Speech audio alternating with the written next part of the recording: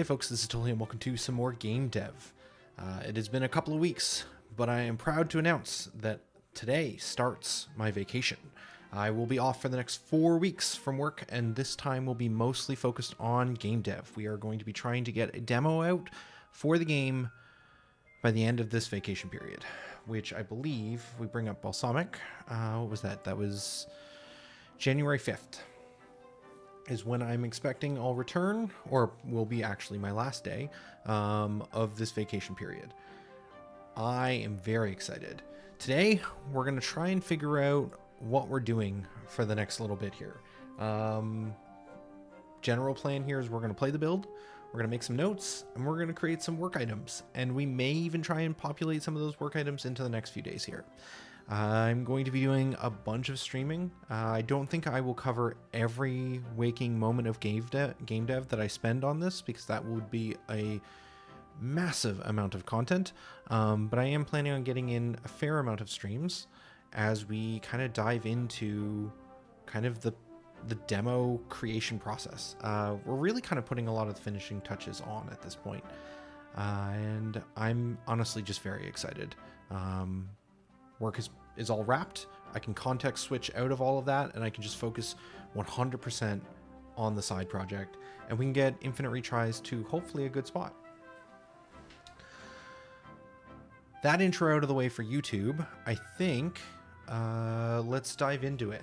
So I've been having a bit of a hard time struggling, or I've been struggling and having a bit of a hard time this morning getting started. Haven't streamed in a couple weeks.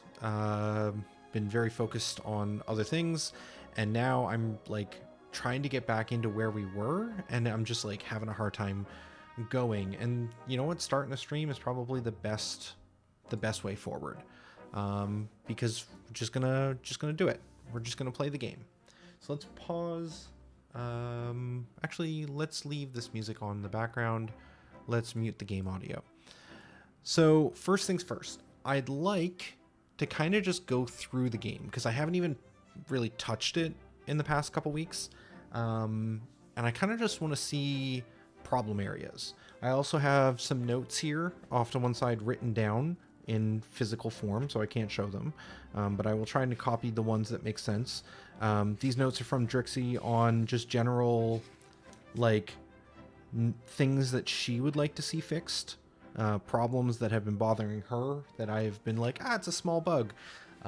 We're at a point where I need to start fixing the small bugs, and we can't just keep brushing them off. In order to help with kind of tracking this stuff, I'm going to bring up PureRef, which is a program I don't think I've used on stream before, but is one that I really like. It is mostly used by artists I've seen in the past to keep track of work and have reference, but I kind of like using it as like a kind of a tracking tool as well for some design stuff. So I like started writing down a couple of ideas and then decided I need to wait until we start streaming, because I want to do some of this on camera. So where am I in this shot? I'm gonna pull this up a bit so that I do not overlap with the avatar, which creates a very small window. But the nice thing about PureRef is you kind of like zoom infinitely around, so it's pretty handy for just like organizing data. And then I've got snipping tool over to one side, and we're gonna take some screenshots of things. First off, right here at the beginning, this font feels too small. In general, like when I look at thumbnails for like the YouTube videos, we use this screenshot a fair amount, and I find that this font just isn't coming across very well. And I think this is also a note that Drixie had as well. So increase size of title font. And yeah, this is kind of where we're going to start today, because I just don't know, like, maybe I should talk to this for a second. So in the last few streams, we looked at like the unit state stuff, ability specs. We did like some flowcharts for combos, and like we built out these ideas that I feel like are pretty clear, like concepts that we can just like put on the title of a YouTube video, and that's what the game is. Or that's what, sorry, that's what the content of that video is going to be about. It's combos, it's checkpoints, and we can just complete that work. We're kind of getting to the point where we don't have a ton of like big name features that we need. So it really is just a matter of just like doing the small work. And it's hard to just be like, I'm just going to do all the little things here. So I need to document and like look at the game and figure out what all the small things are. And then we can start kind of breaking them down into tasks of priorities. Because I also don't want to spend forever working on all the little things that just, you know, may not matter. I want to prioritize a little bit, not just jumping from task to task on whatever I see in the moment. Another small thing here, though, that we're going to document is also I've gotten opinions that this is a little low contrast. The wings just aren't popping very well against the sky. And like some of these things are things that like we can't really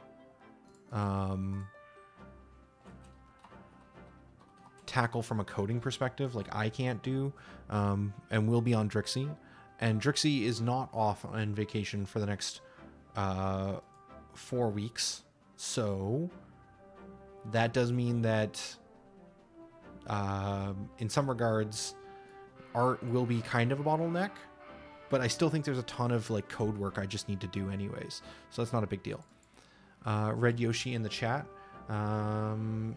Just stopping by to say hi. Appreciate it. Yeah. I think this stream may be one of the most dry we've done in a while, but I just need to talk through it, and I just need to rubber duck my way through, you know, what are next steps. Because figuring out the road to the demo is, I don't know, it feels like we have built so much, and at the same time I'm looking at it and I'm like, it's just nowhere near, but I don't know what steps to take next. And that's nothing anyone can tell me. That's just something I have to work through. So we're just gonna document everything. And I visually like having images, which is why we're doing it this way rather than just pure text. I think this also works slightly better for a video as well. Save system. Is it working? I don't know. I don't think so, but we haven't really tried. And I can't really hit continue because I don't have a way of saving right now. I think the game might auto-save every time we switch scenes. It's been a long time since I've tested that functionality. So at this level, I don't like the float down. Drixie has also commented that it just feels weird. It was a neat idea. We have the tech for it, but I think it just feels odd in the kind of concept of the game. I think the Goddess Realm floating up makes sense. But Hero just like on a tile sliding down just doesn't. So I think we want to just have it so that the realm floats up here. So this still comes up the same way. And then we just do like the lightning effect or some sort of teleport or a flash of light or something.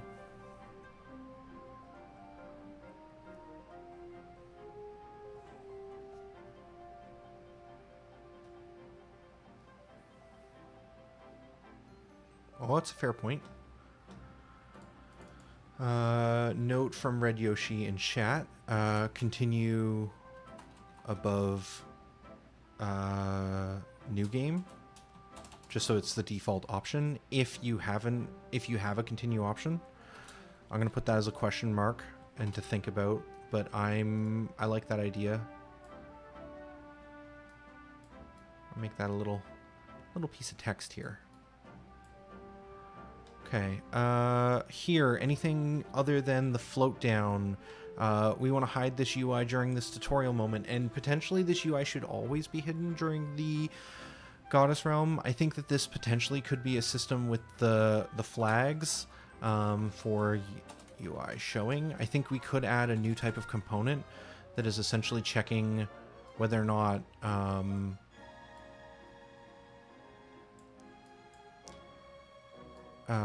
a certain flag is set, like have we, you know, completed a certain part of the tutorial, and UI only appears once that tutorial flag is set. I think that could be a good system to build. In general, in terms of quality of life stuff being mentioned in chat, I think that there is also just like options menu. Maybe that's something we can also put in here. In fact, maybe we copy the smaller fonted one. I don't know if I need that for the demo.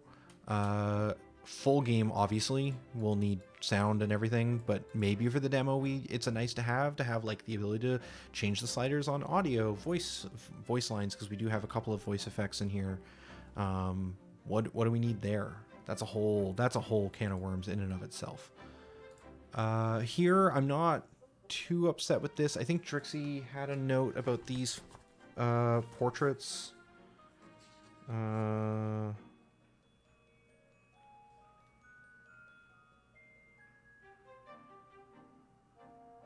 Oh, very minor. I'm not going to worry about it, but we're not going to document it. Well, we should.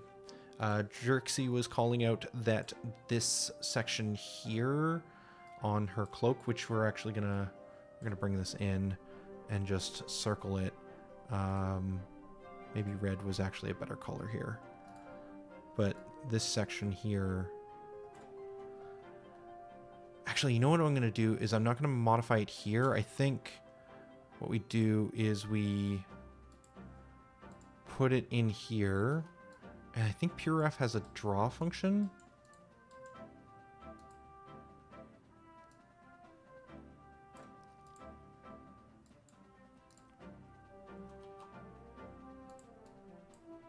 Which is basically the same as what we would be doing in Snipping Tool, but not having to worry about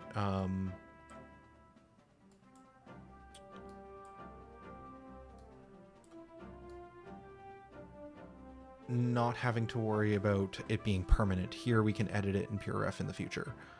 But this was just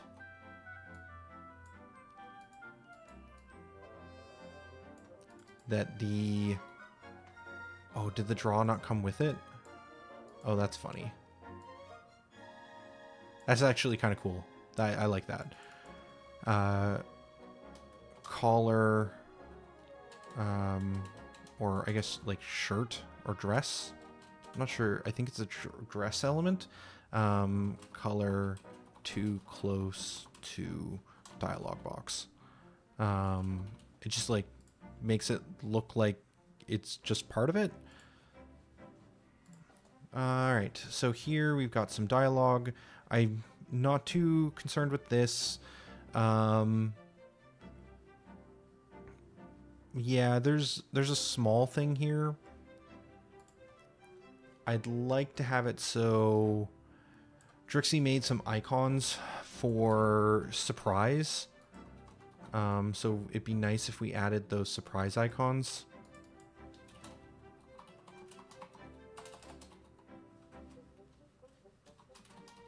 Which is similar to the alert system that the enemies have. Okay. This is all fine.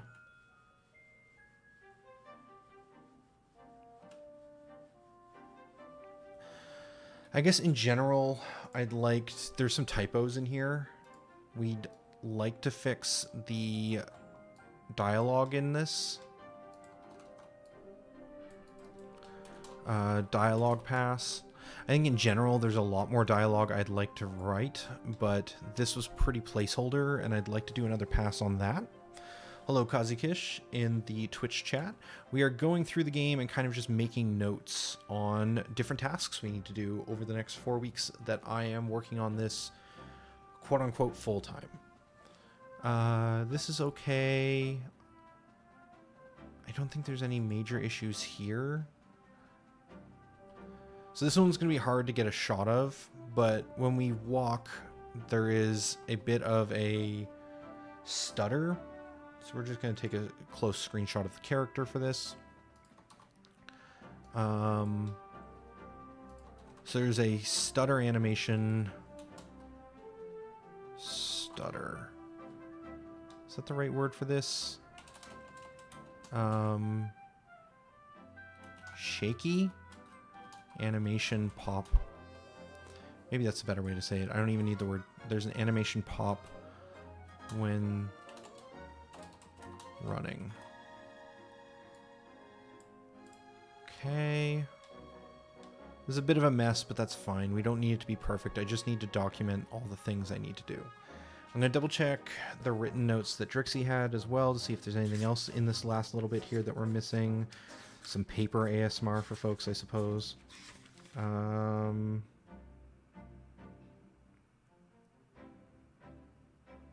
we covered that.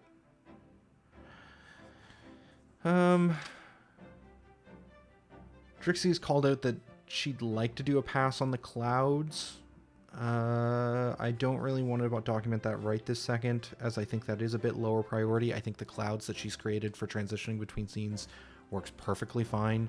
100% could be improved, but pretty low in terms of other art assets that we still need. We'd also like to replace the audio packs in here. Right now we're using a... I mean, I have no problem sharing. Right now we're using these Japanese anime lines. Specifically, this was a pack for NPC guards. We might want to go look at some of their like character voice line packs. The thing I like about a lot of these is that they're very generic. They're not necessarily... They're Japanese sounding, but they're not always words. Sometimes they are, sometimes they aren't. But that's just a sound. That's also super loud. I don't know if I can turn that down here. But regardless, it is a pack that I like, but I think we'd like to replace some of the audio right now with something a little bit better.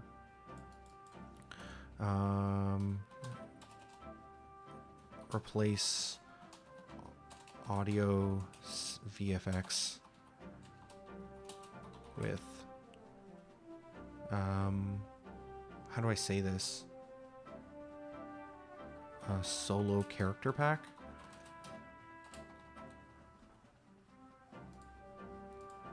And that's something that I think I could end up seeing as like not worth the effort. Like it might just not fit no matter how well we try and make it work, but it's potentially a low-hanging fruit that it's fairly easy for me to add those sound effects. So I definitely want to try it. This is all fine. I need a bookmark is what I need for this book. I need a bookmark. Also, I shouldn't be talking away from the mic.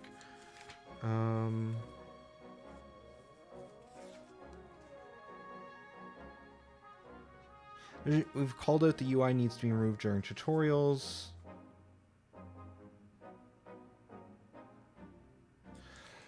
Right, okay, that's the next thing to talk about. So we also have it so that when we transition between scenes, let's see if I can catch it. We walk out okay, but when we walk in, we're like sliding. It doesn't actually animate. I think this has to do with the same animation pop. Let's repin this always on top of Unity. I love PureRef for this feature, just the ability to be like, hey, I want to lock this thing on top of a specific menu or window so that it's always rendering on top. So even as I click back and do stuff in here, it's still here and I don't have to go find it again.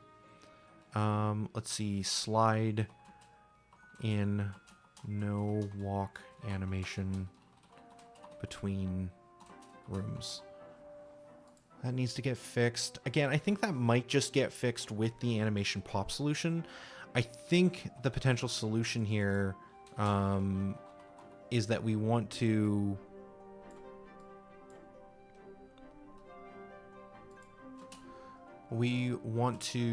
add a transition animation between walk and idle.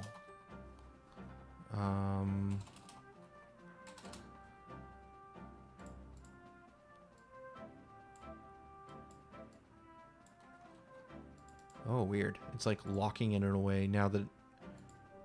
Can I not just extend? There we go. Okay.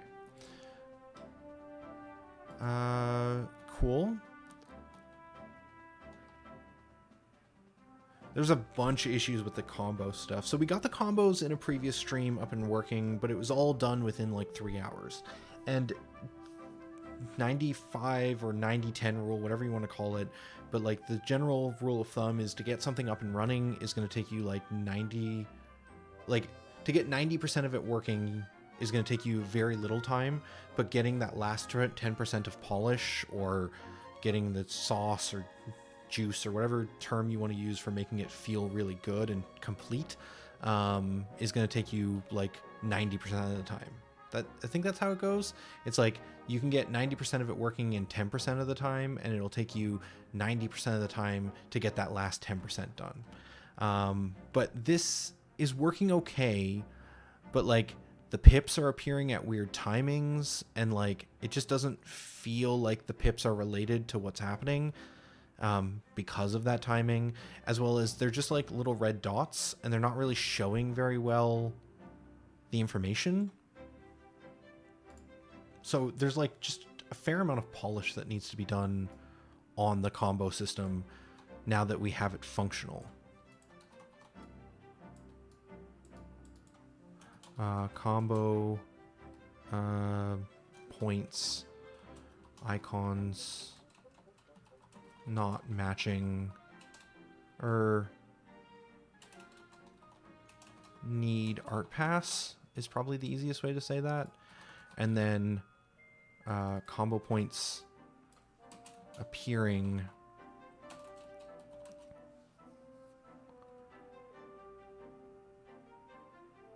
before hit animation / text.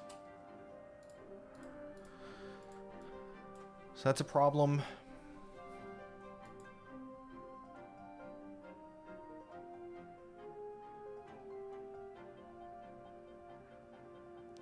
Unlockable characters with the hydration. Also read Yoshi with the stretch a little while ago, which I did miss. But we will... I've been sitting most of the morning. Probably a good idea to stand up. Got to do this in stages. So lift the desk halfway.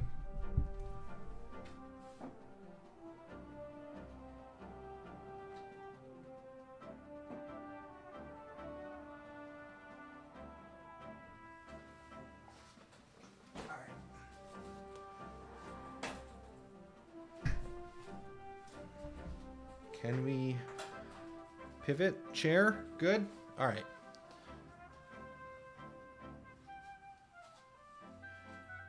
And then 2 seconds on the hydrate.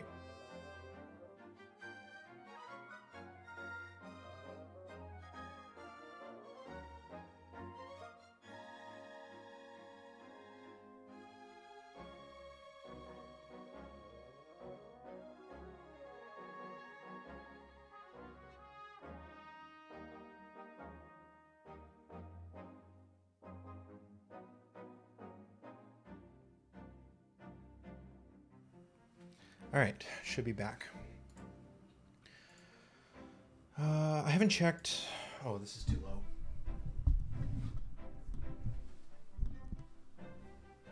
Now it's too high. Now it's just right. Okay. Where is... I haven't checked to make sure YouTube is working properly. It is. Oh, perfect. All right, so where were we? So... hydration and stretch complete. We are going to do some standing for a little while. Combo points.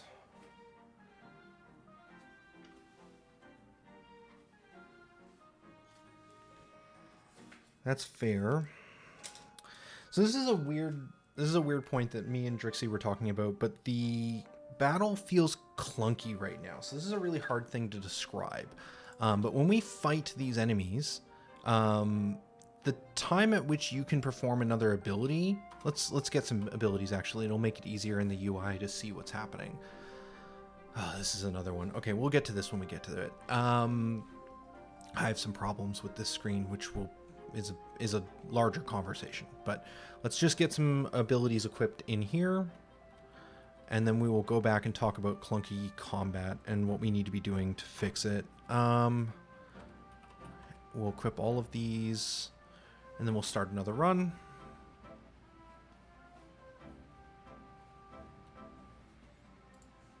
While I'm here, I'm going to grab this one real quick. We're going to throw this one, I don't know, maybe start a new row at this point, and in general shrink this down. It doesn't need to be nearly this big. Don't show... Oh, this is so small, can't read. I'll zoom in a second. Don't show checkpoint screen if you only have one checkpoint. Did I spell all that right? Nope. I comboed screen and scene. Okay. Next.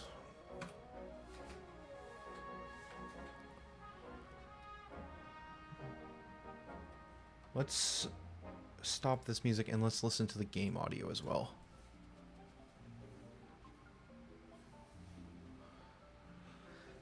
So we can see here that these turn gray when it's not our turn to act, right? So they're currently yellow. When I attack here, heavy attack is gray because it costs 2 pips, which is also not communicated, which is a different problem. I'll get into it later. So if I watch here and I hit the A button to shove the enemy, they never turn gray. But if I walk... Am I wrong? If I just hit shove twice... Well, I need 2 action points. But if I hit shove twice here... well, maybe dash attack's better so I don't move them. Dash attack, dash attack. Okay, so I can't hit dash attack multiple times in a row. So I'm actually wrong about the statement I was going to make, which is that this indicates whether or not you can perform an action, but that's not actually true. It stays colored even though the action is being performed.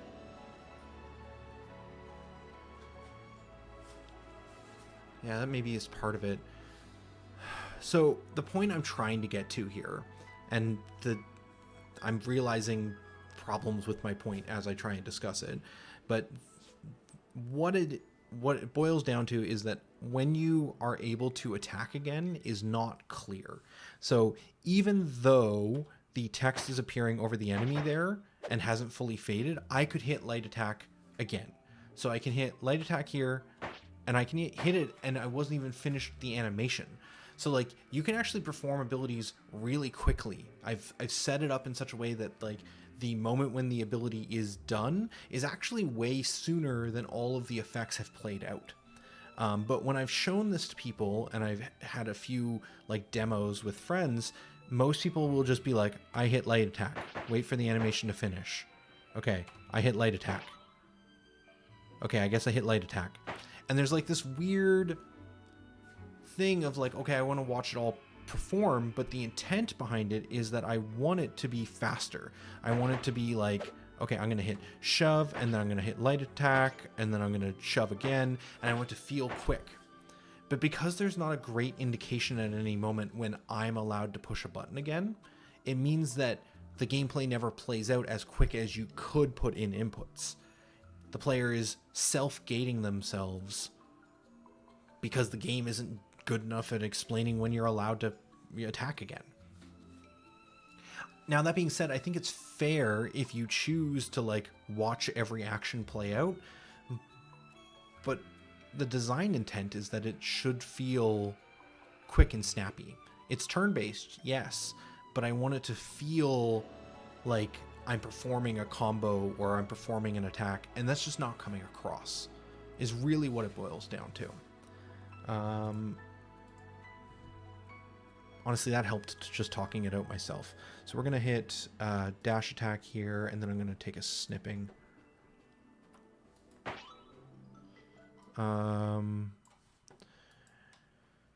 And we're going to say that it is not clear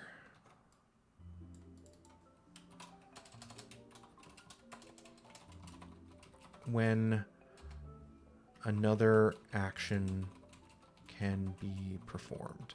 I zoomed in so we could read, and then I typed off screen. Okay. That's a big one. It's a really difficult problem to solve, and that's something I don't think I can do on stream. I think in some regards I'm just going to need to solve that on paper or mentally, and then we will figure out what the actual code or change to the UI needs to be. But that one's it's a big one because the game is the combat. That's like a huge part of the experience. And so like if this isn't feeling responsive, then that's a real issue. But like the game can be played really quickly. But it's not obvious at all that that's the case.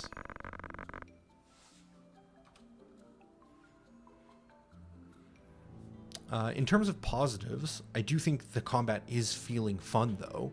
The combo system we built is working quite well. Oh, that's a bug. We haven't seen a lot of bugs, but what is going on here?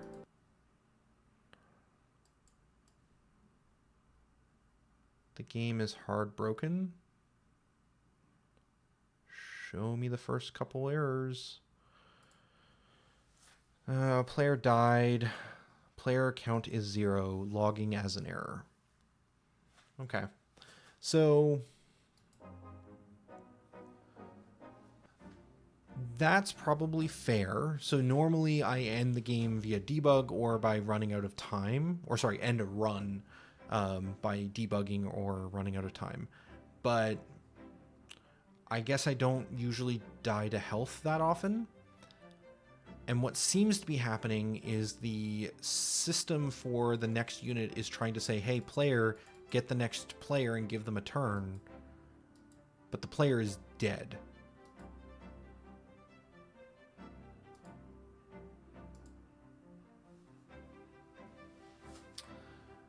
And then what's the follow-up errors? It is continuously that error. Okay.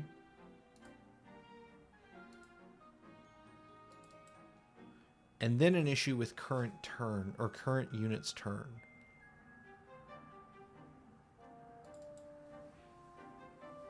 Interesting.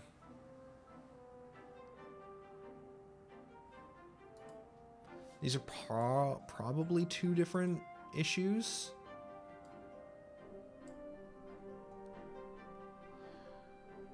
So the combat state machine is different per room. So when we transitioned out of the forest room and into the goddess realm, we should have set up a new state machine. So even if there were errors with the setup of the forest after the player died, when we transitioned, we should have been okay. So something is like hard setting once a player has died, something via probably a death notification. And once that death notification is heard, it just breaks the game. Okay. I'm not solving that right now, but I'm going to bug it. How do I do that? How do we do this? Honestly, probably just this screenshot.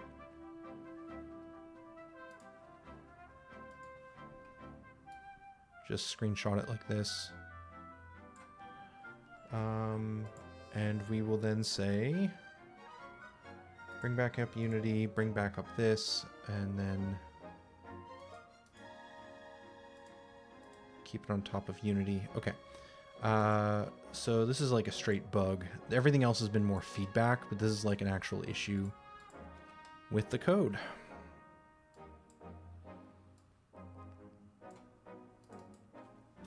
Unit death causes game to break. Cool. Super helpful. And this is the type of stuff I'm talking about. Like, it's just gonna, like, I could solve that bug right now. And obviously I'm gonna need to solve that for the demo to be playable, because if you die and the game just breaks, that's not viable. It's not it's not worth putting out.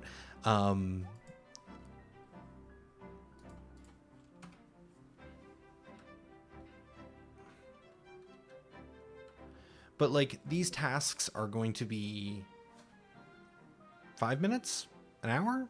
Like it's hard to say for sure. And even like some of the ones here with like combat just feels slow and clunky. I have no idea how to solve that.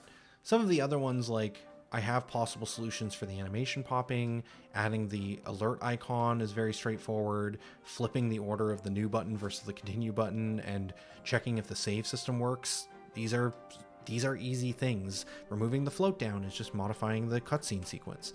These are not hard problems for me to solve.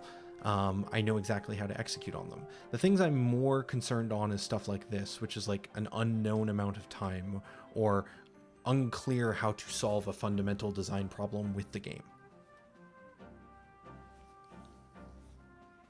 And I think I just want to see it all on paper or in PureRef to kind of look around and be like, okay, what are we doing? Like I've got a full 4 weeks, right? Starting here, we are going to be able to work basically every week until Sunday, January 5th.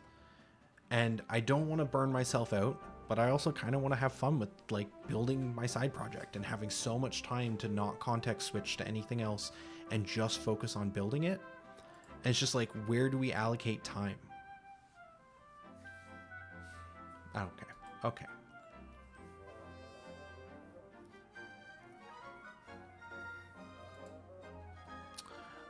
So Red Yoshi in chat asks a question, what if we just made animations faster? If we had a way of speeding up the game overall on how things go, like a fast forward button. So we do have a fast forward button. I can hit a button and we can see now that the game is running at some time speed, and I can even slow it down. Unity has like a timescale thing. I fundamentally try and keep respect of that, such that all of the sequences, all the animations, everything operates off that timescale properly. So then if we just go to the debug stuff and look at debug timescaler tool, we can just like multiply it by 4, divide by 4. So every time I'm quadrupling the speed. We could change the value of this, but and so if we speed the game up to say 4 times its regular amount, that doesn't really like, it doesn't really fix the fundamental problem, which is that the game doesn't immediately tell you when you're able to attack again. The amount of delay before the player realizes, oh, it's my turn, is definitely shortened, but it's not fundamentally fixing one of the main issues, which is that it's not clear when my action is done and I may attack again. So like one potential solution to actually fix that would be to actually make it so that the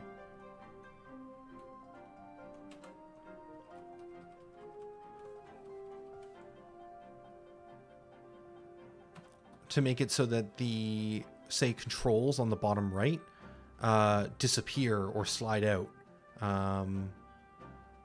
so that like, oh, I know it's my turn when these controls are here. We could do smaller time changes to see if that does have a better effect. Again, I don't think this would be the way we fix it permanently, just to be clear. We would not want to multiply the whole game by a specific timescale. This is very useful for debugging, but we don't want to do this just as a core thing across the game. But it is valuable for testing your idea, and then we'd probably want to do it properly through content. So actually making the animations faster and increasing like the speed at which the text flies off.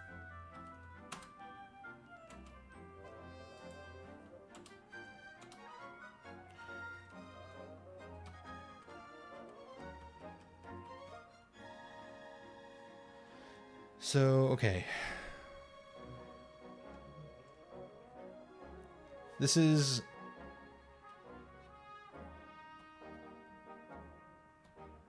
Yeah, I figured you understood that, but I still wanted to say it aloud for anyone else.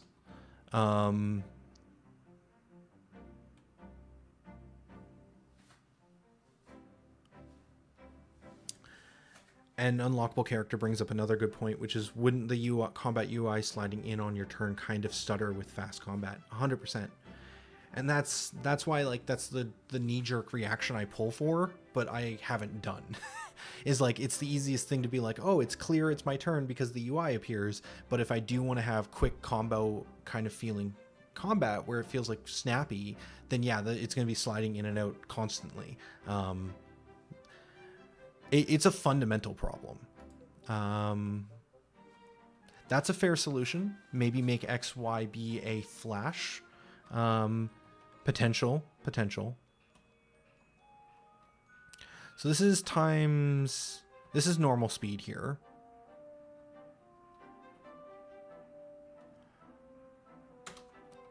This is times 1.5. Let's go equip some abilities and see how that feels with the abilities on there.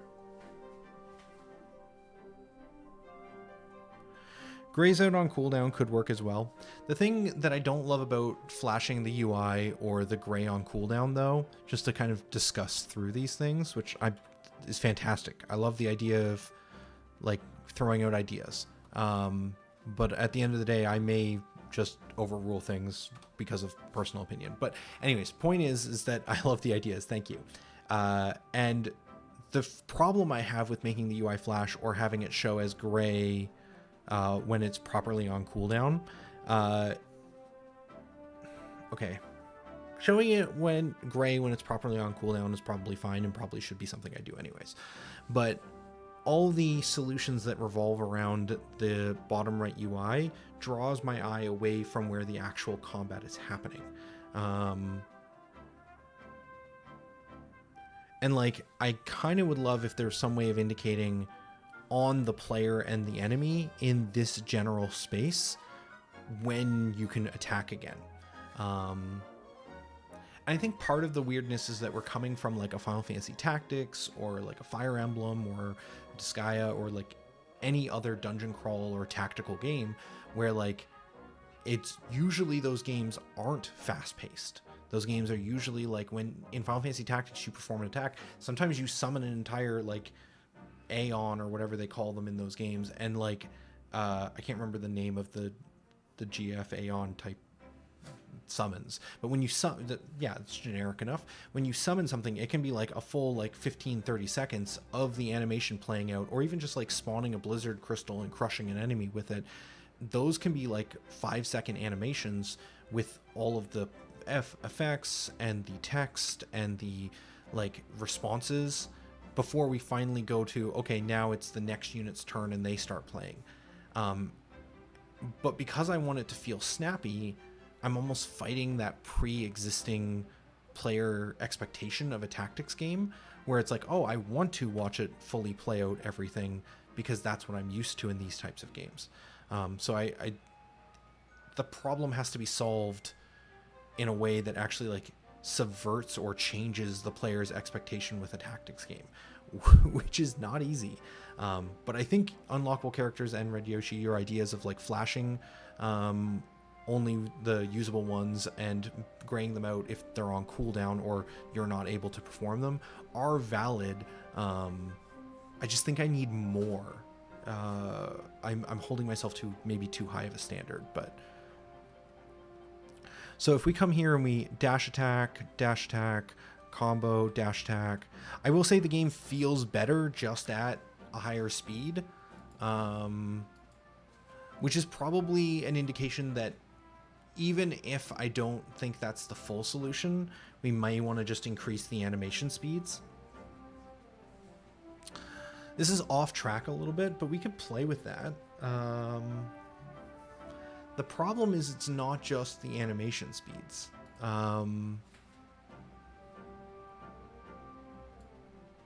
So what do we currently do? We currently do melee, I believe. Melee. And these are currently set to 100 milliseconds per frame. So a relatively easy thing to do. Sprite, work with me here. Frame properties. We could change all these frames to be, say, 50 instead. And then if we export No, we want to do a export sheet, but we don't actually want to re-export the image. We just want to re-export the animation sprite info, the JSON file for hero, and we want to overwrite it. We want to make it an array, not a hash. Okay. And then if we come back in here, because of the power of our tooling, we can just do anim sprites if I've set this up correctly. No errors, no whammies. Yeah, that looks fine. So if we play this, it should attack 50% faster now.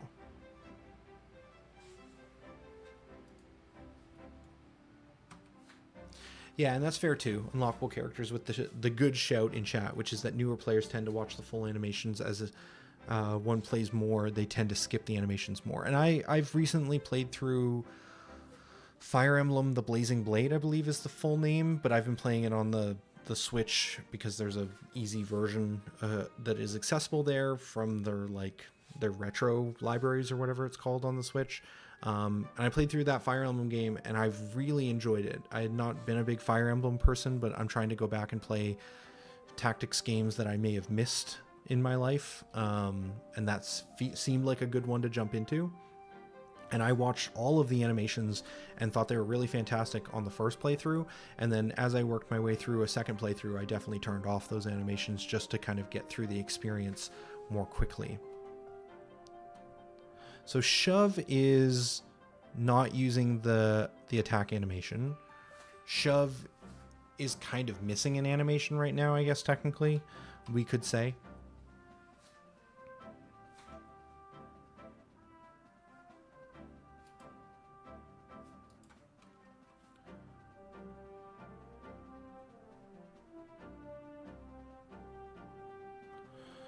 Let's equip something that isn't shove. I think Trixie did make us a shove animation, which, you know what, that should probably go on the list. I'm gonna double check. If we go back into Aseprite real quick, did we get a shove made? Even if it's not here, there's a... Oh yeah, there is. Yeah, we should probably be using that. At the very least. I think the kick was the other one here that I think is also kind of neat. But they could be different abilities too. This works pretty well. Especially considering if you look at like Final Fantasy Tactics, which I've done in the fairly recently, their shove is literally just a single frame animation pulled down of them in essentially this pose. As they slide backwards, there's no foot movement. The sprite just slides back. And then when they reach the end of that arc, they just basically snap them to a frame like this and then move them forward really quickly into the enemy sprite. But it all happens quick enough that, you know, you don't even really notice. Yeah, we should be using that shove. Maybe the easiest way to get a screenshot for myself of that is just to grab that frame, actually, is probably still the best one. And we will throw that in PureRef as well. We will shrink it down a little bit, but essentially add shove animation.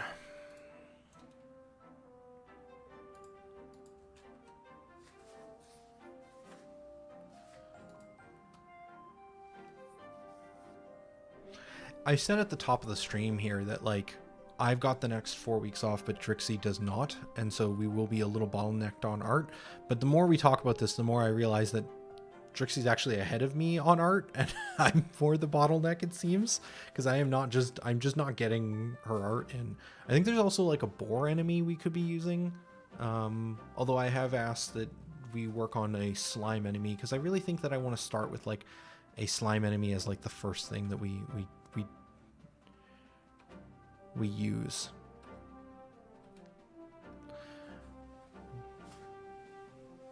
Yeah, I think that looks better. Even just speeding up the attack animation a little bit. I think that this strike animation doesn't necessarily have enough punch to it either. There's kind of some work there that can be done. that would probably help, but even just speeding up the animation does help the responsiveness. Like, the text is all the same speed and everything, but just being quicker to punch helps. I do think just exploring this concept while we're on it, if we look at the light attack, does this have a built-in delay effect? Yeah, there's supposed to be a pause.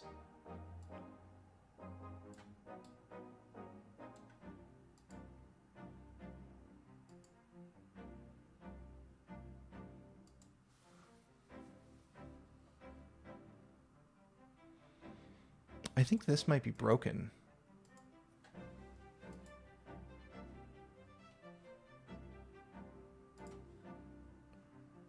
Just watching the animation play out, there's supposed to be a pause on this one of these frames. If we go sell properties. No, not on this one. Actually, it might be faster just to look at the JSON for this. Not sure if there's a fast way in Aseprite to see this. But if we look at the characters, not monsters, NPCs is what Hero is under right now, which doesn't really make sense, but it is what it is. We go all the way to the bottom of this JSON file. Is there a pause frame? This does not make it entirely clear, but 83 and 91? Oh, there is.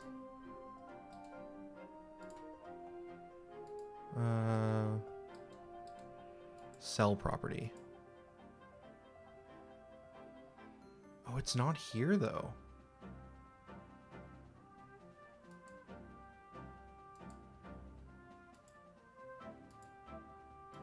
What is going on? There's a bug here.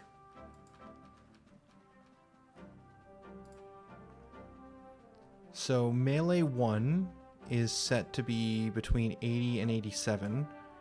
And it looks like we have a built-in pause data set for 83 on the frame, but I'm not seeing that around here. This could be a programming thing where it's like off slightly.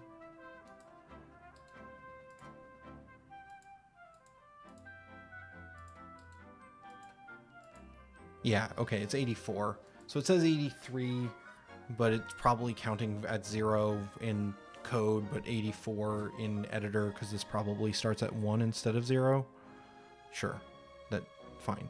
Okay, so we do have a pause here, so this means that this should hold on this animation frame until the attack completes. So we can see there's a set animation speed here. Yeah, and then the set animation gets set back to 1. We play the hit animation on the enemy. We flash the sprite. That's a 0.2 flash. We play a particle. We set the combo. We set some power. We do some damage hit effects. But all of this stuff doesn't really wait, I don't think. None of this is blocking. So I think the only thing that's actually stopping us from hitting the animation return to speed 1, which finishes the attack animation, is just the flash of the sprite, which is 0.2. And this is a blocking step, so it won't progress past until this is over. I'm going to jump into, rather than play the game from the start every time, because this is getting a little tedious, let's just jump directly into Infinite Retries Dungeon Forest 01. Oh, no, we should go to 02. Ah, whatever. We're already here. Speed the game up. Return to normal.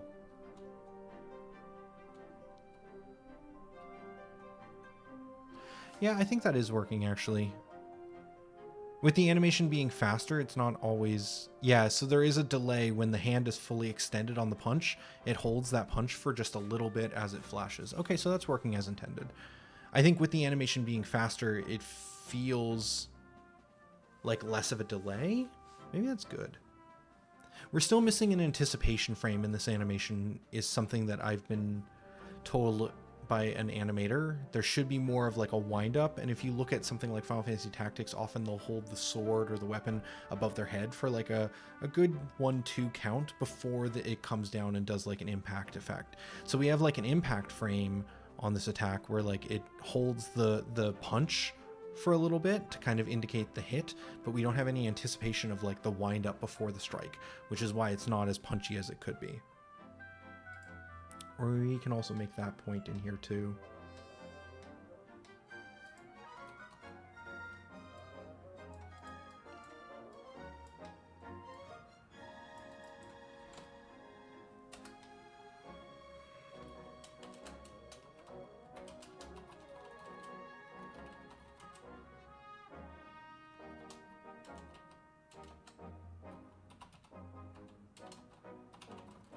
I don't think I'm spelling anticipation right. That's like encapsulation, which doesn't make any sense. Google, save me. Yeah, close. Okay.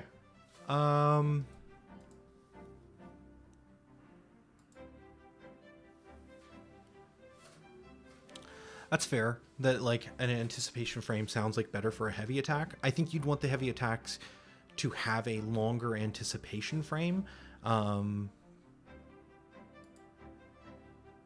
you still want some small amount for one of these. But part of the problem is also that this doesn't really have a great anticipation frame. I guess the way we could kind of do that, because we don't have any gameplay pause associated with this, is we could just make the first frame a little longer.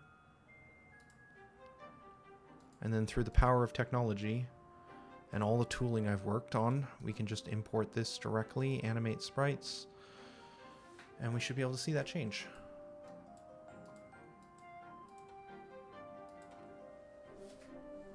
So it's just, I think fine-tuning the animations is really what we're talking about here.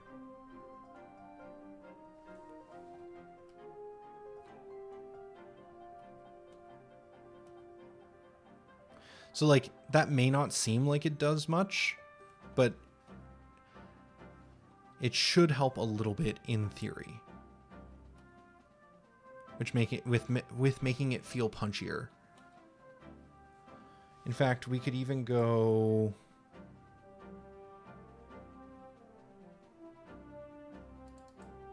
to like 150 to make it really noticeable, and that might make more sense for like a heavier hit for sure.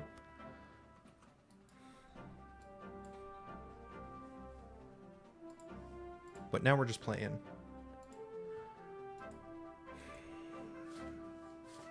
Which is maybe a little bit of what Next Steps needs to be. Like, I'm so caught up with, like, what is the concrete next thing that I need to work on, but some of it might just be that we need to just, like, play the game a little bit. And just, like, slowly work on things. Yeah. The problem is the first frame doesn't really feel like a wind-up. Like, it would be better if the fist was, like, all the way behind the character. So the animation itself could be a little bit more improved.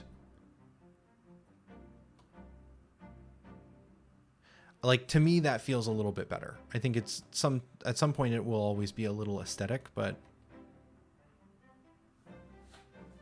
Okay.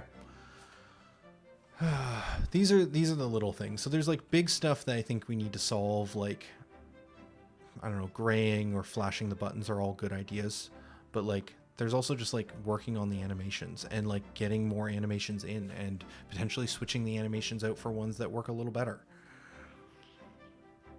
All right, let's get back on track. So where were we? We were talking about animations, punches, missing the shoves.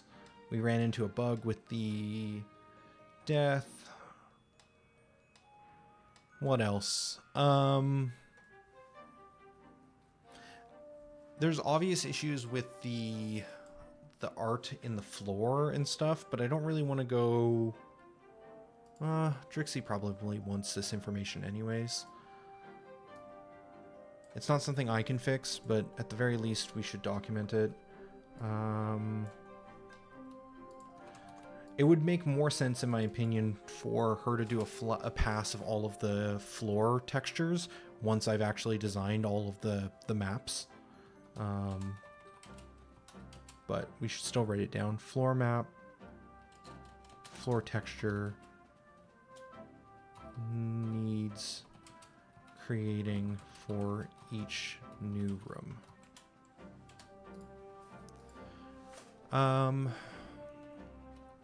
Let's go back to the notebook. What else we got here? Clunky Battle was the last thing we talked about here in the book.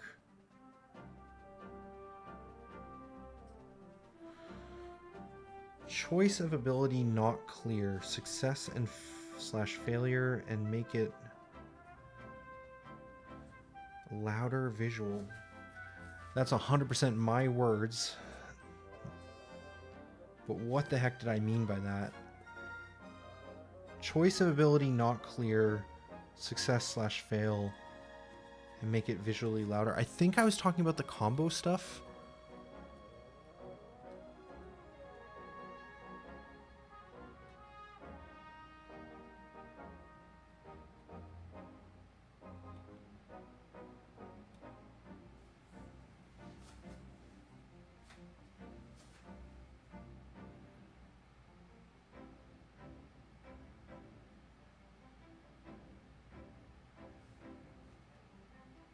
Yeah. Yeah, I think that still comes into that same idea of Clunky Battle. It's all the same idea of, like, it's not clear. Okay. Yeah, and then we get into something I've already kind of talked about here, but there's another point, which is that it's not clear. Like, if I combo this enemy, which I think is starting with a dash attack, this little pip for the combo shows up before anything. Okay, move away. It, like, before anything happens, this combo appears. And that's because we're changing the combo value in the ability, and the UI knows that that's changed, so it immediately updates. So we want the UI to not update immediately, but because of the fact that we kind of can have combos or abilities attack really quickly, we do want the back end to know when, like, the combo type has changed. So we want the UI to refresh later, but we want the game to know that something has been tracked immediately. So for that, I kind of called it out already, but that is inside of here. The combo appears before animation text. I think the solution for this is potentially, I'd like to see there be a UI value for this versus a true value. I don't know if this is a good idea.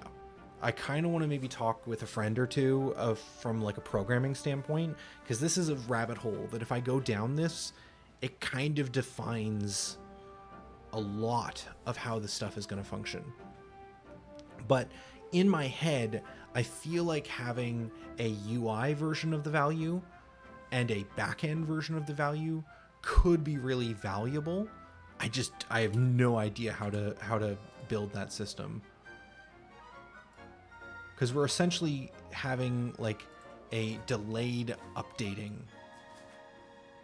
and we're gonna have two different versions, and as soon as you get into two different versions of true facts, things can get very confusing. We've been listening to this one for a while. Let's switch out to, I want to hear this track. I was looking at the Panman audio packs, and I realized that there's been some updates, which I had not grabbed, which I get because I've purchased them. So they're updates, so I get to download them. I just didn't. But there were new versions of the Dungeon Music Pack, 6 new songs added, and 6 new town songs. This is Stranded, which I think might work a little better than Forest of Fairies for the forest area, but I want to listen to it on repeat for a little bit and make sure that it like isn't super distracting. But I feel like Forest of Fairies, if we go to real quick, is more like upbeat, cheerful, and a little bit more mysterious.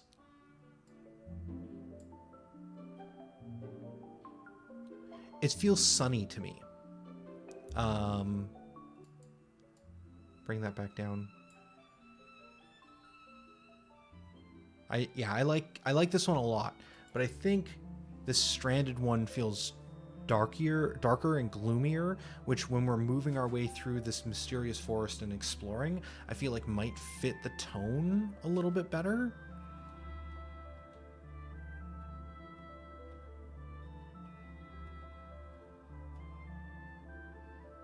Yeah.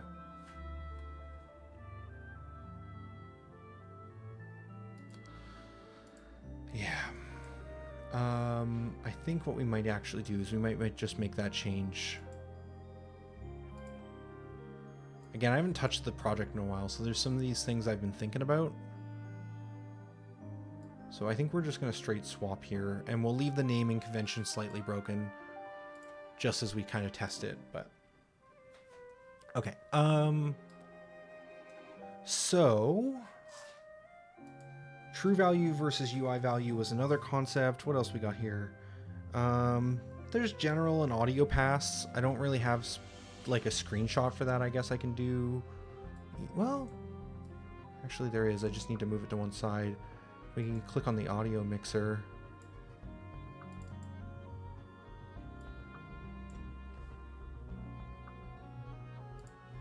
This is a pretty good screenshot to take for this. I think I just need to do a pass on like mixing some of the audio and the sound effects. Like I think some of them are just a little too intense. And this is one that is like, how do I put that? It's not like a task I can just do. It's just something we need to tweak over time. Like if I feel like a sound effect feels too jarring or too intense on repetition, I just need to tweak it down a little bit in the audio manager, and I just need to keep playing with values as we play the game.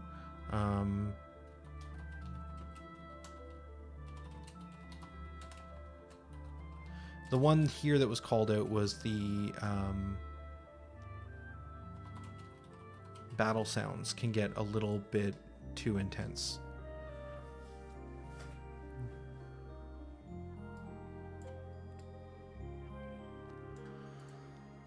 What else we got for tasks? Character sliding we've covered. Return to idle mid-walk is annoying. Yeah, we've covered that.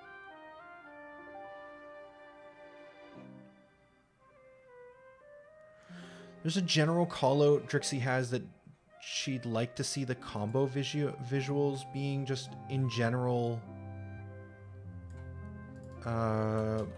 better. Combo animation pass.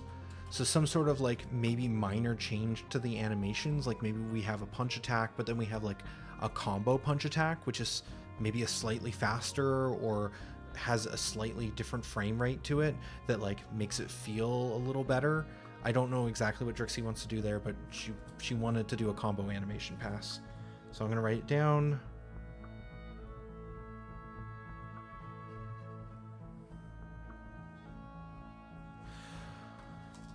This is a fair point. We're going to copy this one, and we are going to use the draw command. Drixie has asked, what the heck are these things for? Which is fair. I would like these to be like skill points, used for strong abilities. Where's the reference? A really neat game. I can't find it right now. The point is that I think the way I'd like these to function, and there's a reference game, but which is escaping me right now, but like I'd like it so that these fill as you take steps. So when you use one to perform a skill, I think some skills should require them. If not, maybe all of these skills. I want to play test and prototype a little bit, but I think some of the skills should require these pips, and when they empty, every step you take should slowly fill in this progress bar again. There's some debate on how that's going to function between me and Drixie, and like I said, I want to prototype some stuff there, but I'd like this to be a currency that grows through moving through the world and potentially grows more quickly on revealing tiles opposed to just stepping. So like moving would increase it, but if you reveal a tile, it would increase it more, so that you get more skill points through exploration, but replaying areas, you would have less of those powerful skill points. There's something to that idea that I like, but I'm not sure whether or not it's going to be fun. Let's see what else we got here. HP should be more apparent. This is a hard one. So if we fight this guy, and I've felt this even in kind of playing through the demo, or I guess this is part of a demo. I don't know if I should use that word though, but playing through the game as it currently is, I've noticed that like when I'm about to die, I never notice, or I need to get the thesaurus out. When I'm about to die, it is not immediately apparent to me that I am low on health. So right now I'm at 12. I'm at 7, and I can just be fighting the enemy, and while we've been talking and prototyping and even testing the animation speeds, I didn't realize I was about to die until the cloud cover came in. I was like, oh, I guess I died. And it's just because I think this is so far out of the way. We originally did have the health bar underneath the feet next to the attack icons, but it just felt like the UI was very cluttered and was taking away from the gameplay experience. But we may need to bring back potentially even just a small health indicator like the enemy ones just underneath. It doesn't need to be very big, but just some sort of indication of like, oh, I'm about to die. We could also do animation changes so that the character looks weaker, or more, to use a D&D term, bloodied. 4th edition, I think. But anyways, the point is that you could do that as well. We could flash and change color, is a suggestion Unlockable Characters has in chat. We could change color or flash the health bar down here. I'm inclined to believe, in my experience is how I'll say this, that doesn't usually work very well. Again, things that are outside of the core player perspective tend to not be very visible. Movement does help, so if we were to like flash and increase the size of the number, that would probably draw your eye to it. But I tend to like it more when the information is central to me. So if the health matters, it should be here. But if I want to see my exact value, then I can look down. I don't know. But then there's the principle of doubling up UI information, which is also not great. We could go with the old school blood around the edge of the screen, Call of Duty type effect. It doesn't feel quite right for this type of experience. I feel like it makes more sense in a first-person shooter, but is a valid way of going. There's solutions. I don't have a strong opinion on any of them right now. But the note, which I think is 100% true from even me playing, is that the HP is not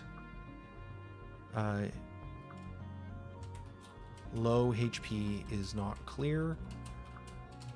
Easy to miss. You are about to die. Be defeated.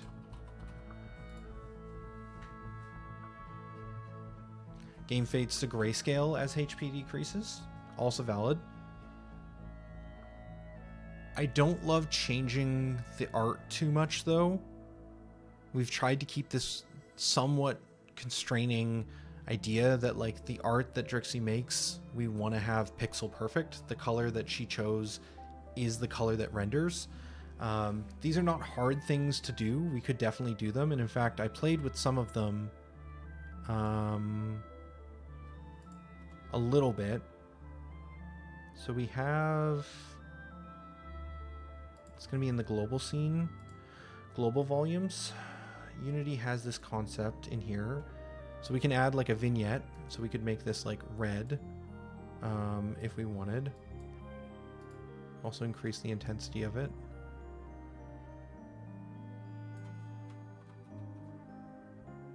There's also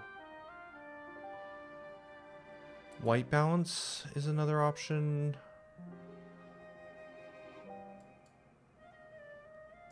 Don't want tone mapping, I don't think.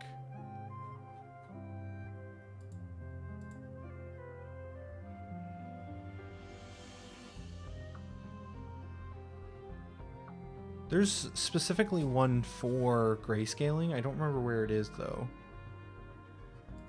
Now I'm just playing.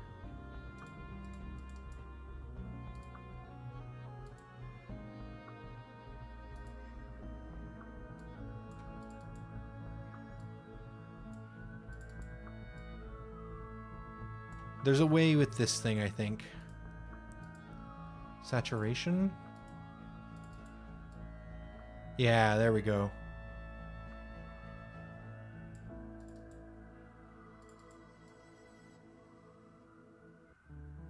Yeah, I wouldn't even need 2 points. We could literally just like have 1 point and like bring it up and down. I need to get rid of the other one though.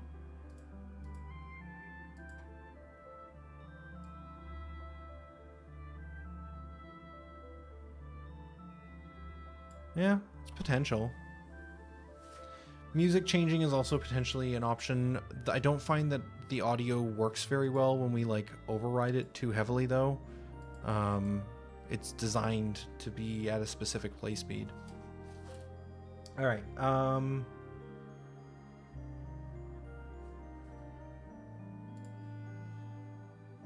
Let's bring this back over. Where'd PureRef go? Here.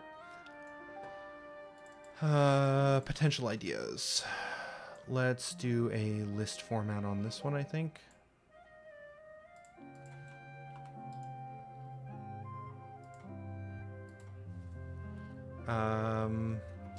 Music speed up. Grayscale. When low HP. Vignette. Or edge of screen color shift. Animation / color change on bottom UI. Add health bar to character anchored UI.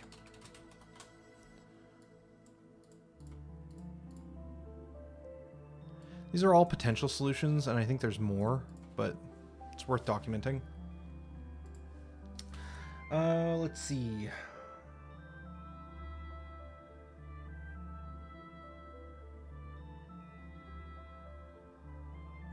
There's some general like art callouts that we're still missing assets, but those are documented in other places, so I'm not going to worry about that right now. Like we still need the skill screen UI.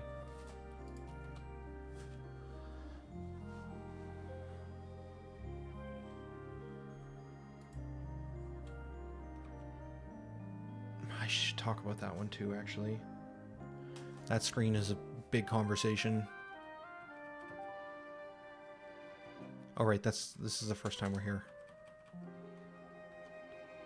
So it's gonna send us right back out again.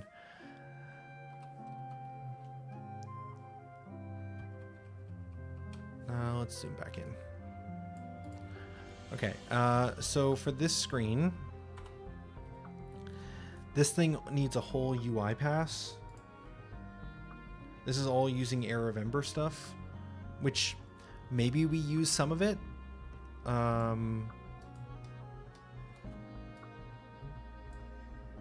Maybe we don't. I'm not sure. We just generally need to have a conversation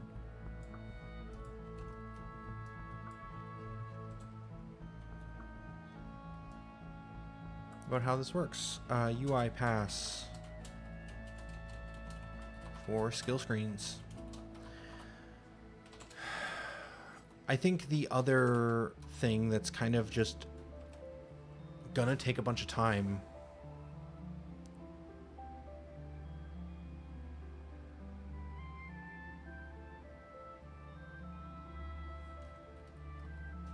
is like figuring out like some of the balancing aspects of this as well. And I'm not sure how to even start on that, but it's gonna, I think I just need to do it.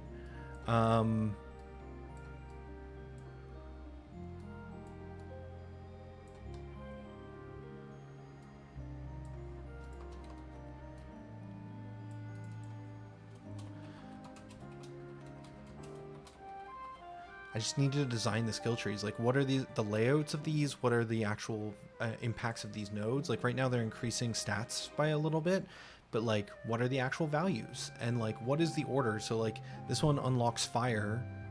Well, this one tries to unlock flame stab, but that's not hooked up in the design data for infinite retries. But we should be unlocking new abilities. What's the order that the abilities unlock? How do you gain them? Like, there's a whole process of like the pattern or the order.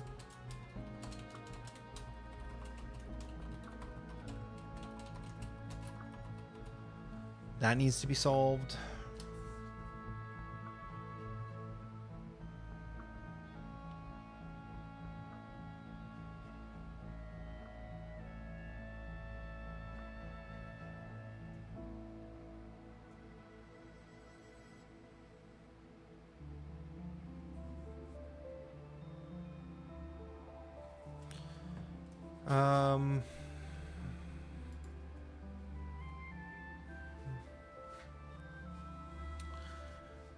Yeah.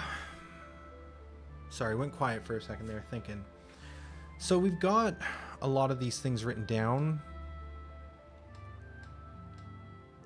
I think in some regards I just need to start doing some of them, is like probably what tomorrow's stream will be. Will just be a bit of a scatter of like just going through and fixing as many of these as I can. That's interesting. If I click this, it goes on top. This needs updating. What else needs work?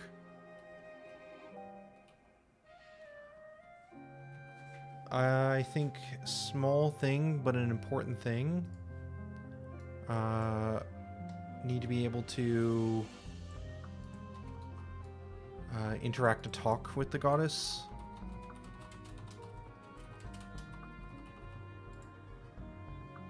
One that's right in my face right now.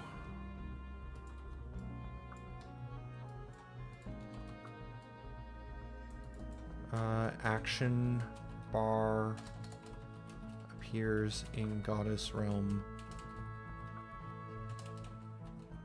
and is broken. Drixie in Twitch chat with the stretch redeem. I'm already standing. Probably a good idea to go back to sitting too. The important thing is not standing or sitting, but alternating between them. The body does not like to be static.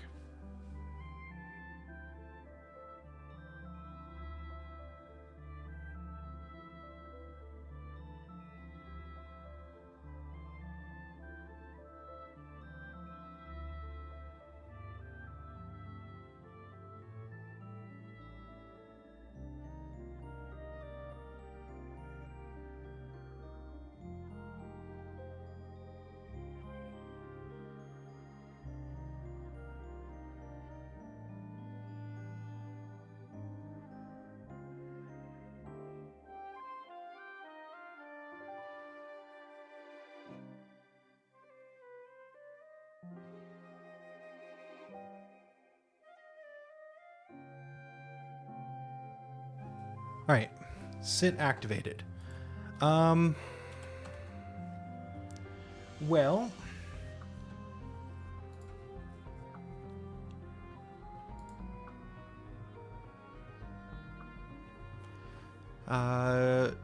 we do have some art tasks in here as well. We kind of tried to tackle as much as we could and just broke down as many things as possible. Also tried to go through some of our notes, Drixie, that we had been making in between streams. I feel like we're still missing some stuff, but... Oh, it might be in this book over here, actually.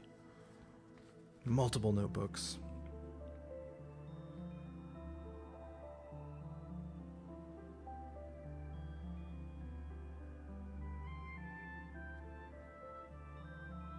Some neat ideas that I've written down, but nothing that needs to be executed right now.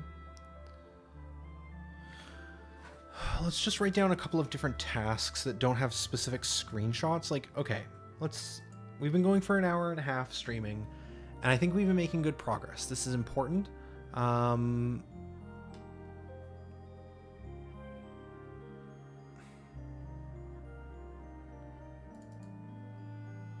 So I think we've played the build, we have made some notes or reviewed some notes. Okay. Let's add a few more things here. Just general tasks. These are less notes from the game and more just like tasks that need doing.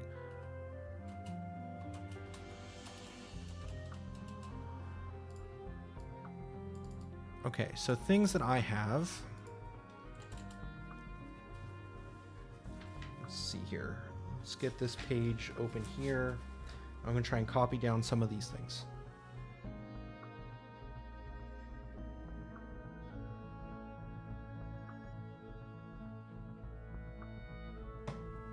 Hydration redeemed. All right. We need to do narrative for cutscenes. I think that there's just a large amount of cutscenes I'd like to build that are all flag based. We don't really have this system set up, but I'd like to have like gated by flags. So if you do something specific like kill your first enemy, I'd like it that when you go back to the goddess realm, there's a little bit of dialogue with the goddess about that enemy's defeat. Or if you find a treasure chest, the goddess might comment on that. And so I want to have little like narrative scenes, and I need to write those scenes, and I need to write what gate is going to be required for that scene to happen. Let's see, tutorial. In general, there's general tutorial work that needs to be done, including the UI gating, and hero talking to, how do I say it? Talking aloud to tutorialize gameplay. I just need to build all the maps. That's like a huge thing that we need to do, is just build all maps.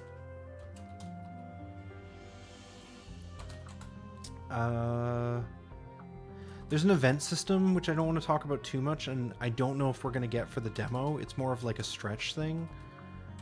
But I would like to do that. How do I'm not sure how to like emphasize this as like a thing. What does that do? Oh, this is italicizes. What would be the way to make this bold? Probably this?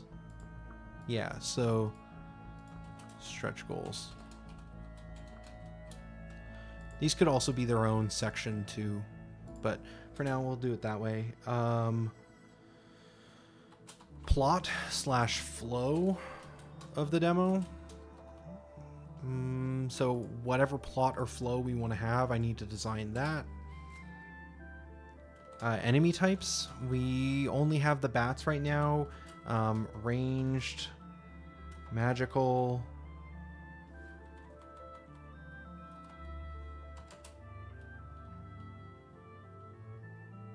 melee, other, etc. Abilities, we need to figure out which ones players have and enemies, so what abilities each enemy can have.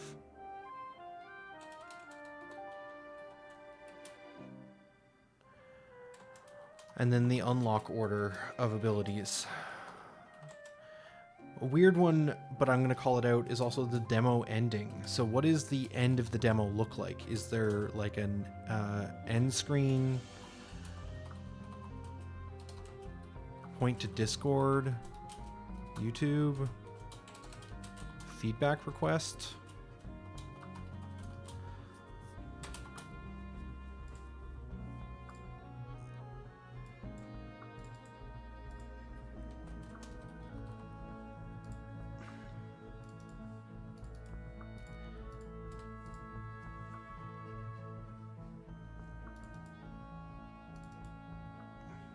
Did I miss something? Yeah, I did.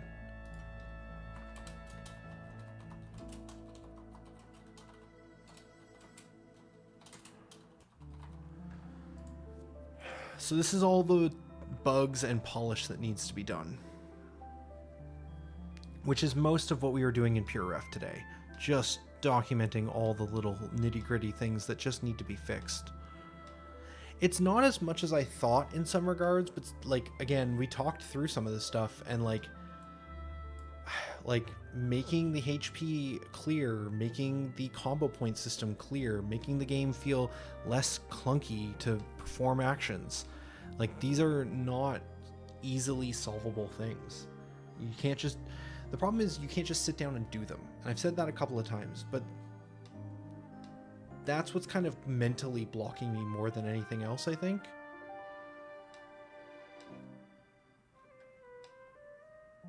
And so, like, my instinct is to just jump into the things I know I can do. Like, updating the UI for these buttons is an easy task. Hiding this UI in the Goddess Realm. Removing the float down sequence.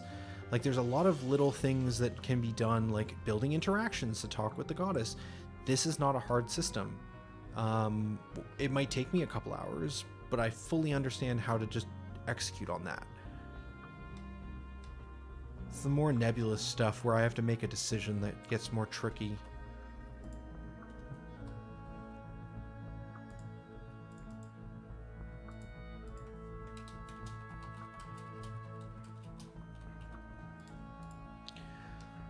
All right, but that all being said, we have 4 weeks.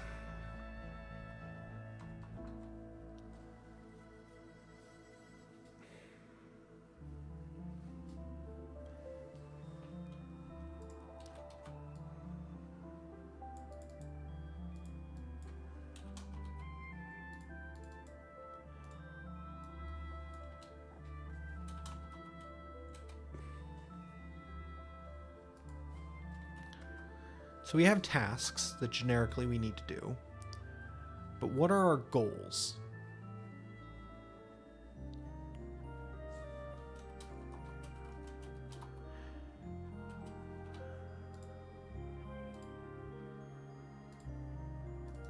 Demo by January 5th. What is demo?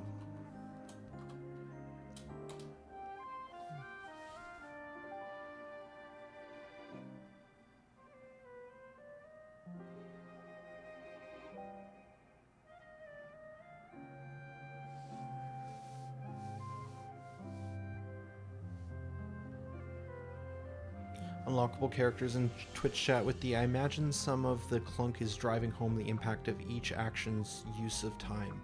Yes, that is part of it as well. How time passage and like some of that's not entirely clear currently.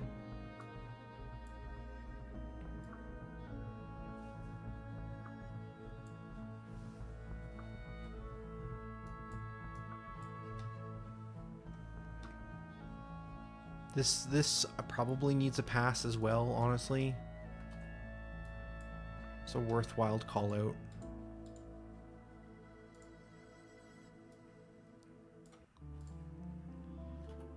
In fact, probably an even better way to do this would be...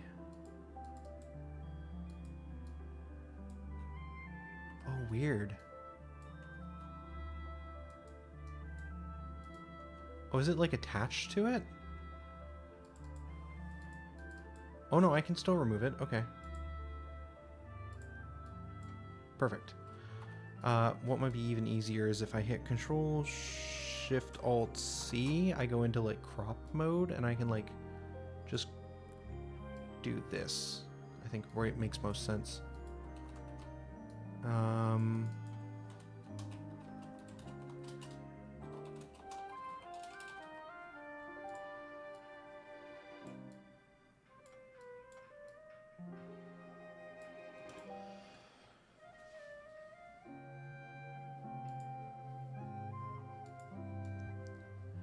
What are we trying to achieve? I think that might help with understanding which of these tasks, bugs, polish, like what we want to work on.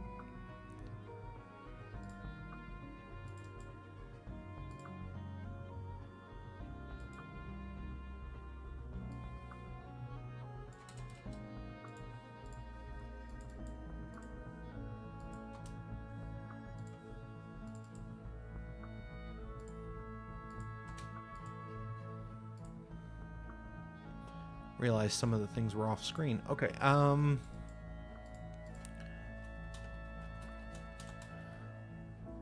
demo is a...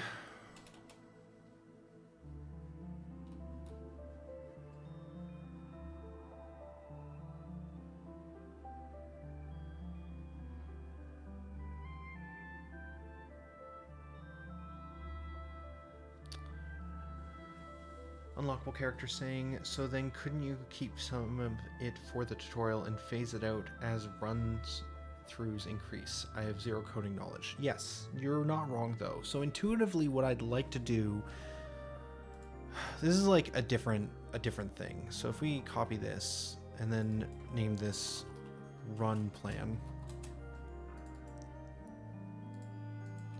I think there's generally, in fact, we might even just, yeah, that works. There's a way you could think about this in terms of like the runs. So one of the things I need to do for tutorialization is figuring out what I want each run to look like. So run 1, I think, is kind of in 2 parts.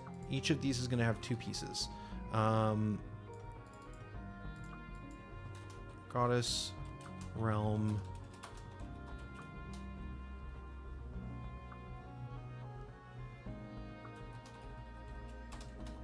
Visit 1.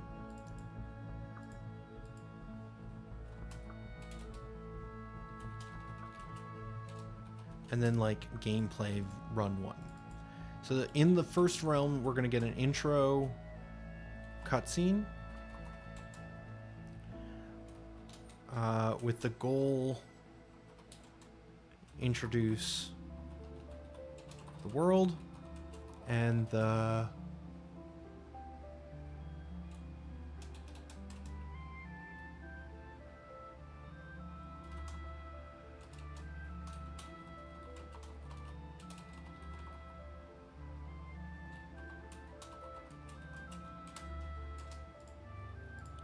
probably want to have introduction to the world and hint at the player's motivation. Run 1, we're going to have reveal, we're going to have hero talks to self,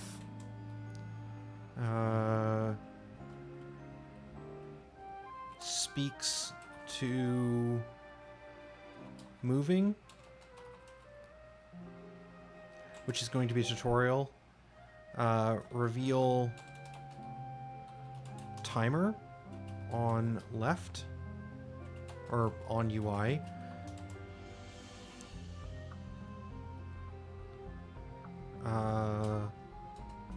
Progress to first enemy.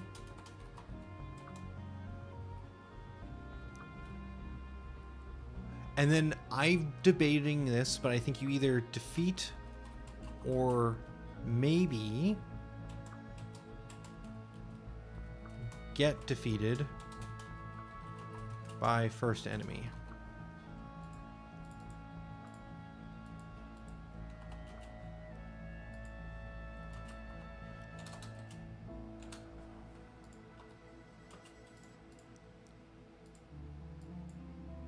I'll just make these longer, is probably fine. And then I think that might be the first run. And then we get back to the Goddess Realm for Visit 2, where I think hero given first ability. So in the first area, you only have one ability, which is the ability to move into the enemy with the D-pad and attack them. There would be no A, B, X, Y, none of that. So hero, I think, is given the first ability on the first visit return. Exit new run from Goddess Realm. It's maybe not needed. Manually exit on new run. So the player isn't sent on the next run, but they walk over and head down. And then on the second gameplay run, We would still have the UI revealed. We wouldn't need any talking. Hero talks to self. Mentions trying new ability.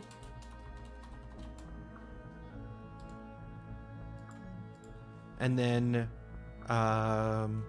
ability UI revealed. So the UI for the abilities would slide in because we now have some. Progress to first enemy, and then defeat first enemy. So I think I don't know if I love this idea of you get defeated on the first enemy, but it would make for a good flow, and maybe you find a way to defeat it. Maybe you're strong enough, but I think you failing could be interesting.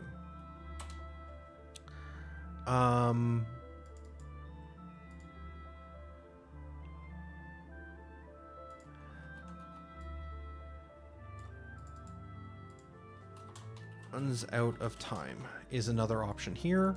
Then we go back visit 3. I think on visit 3, access to skill tree granted. So now you gain access to go level up your skills. And then on run 3, I think player feels first enemy is easy. Is like a goal. You should start to feel pretty powerful.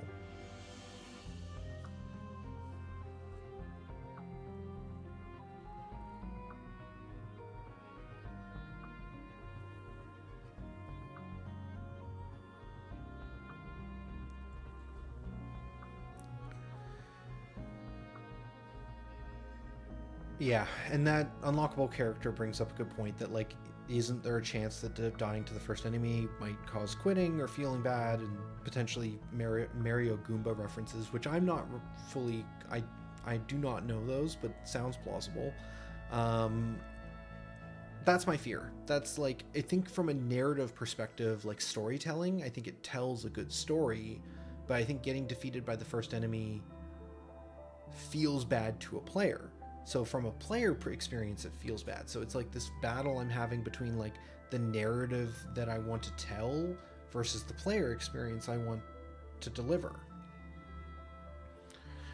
So maybe there's a way around that. I think in general, even running out of time is going to have that same experience though, which is a fundamental concept I'm trying to battle with, like getting access to the skill tree and getting new abilities, and like, hey, each time you come back and do another visit, you're gaining some power so that dying doesn't feel as punishing.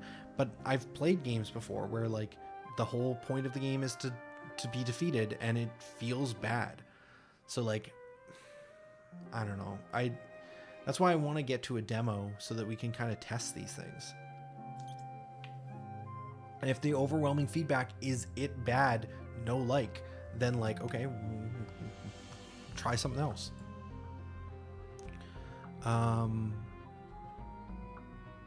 But this might be instead, or difficulty defeating first enemy.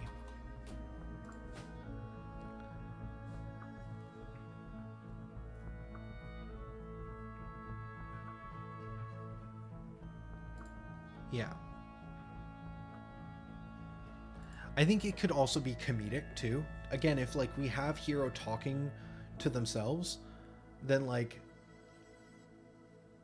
I think like if it's like, I can't even defeat this slime, like I'm supposed to be a reincarnated hero, is this not an isekai? What's happening? Like if we play on that trope, I think that could be a funny moment too.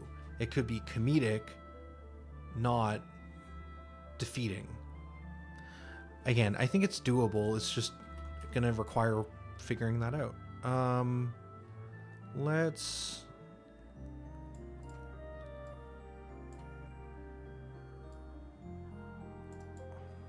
Let me select all the things. Thank you.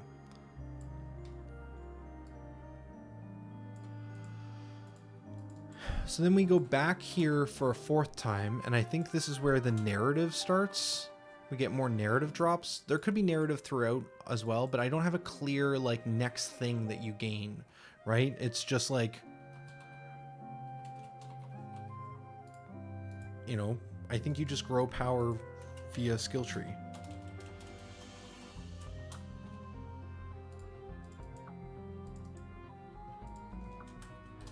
I mean, maybe it's checkpoint found on the third run. Now that you're strong enough, you can get past a lot of these enemies and you're able to get to the first checkpoint.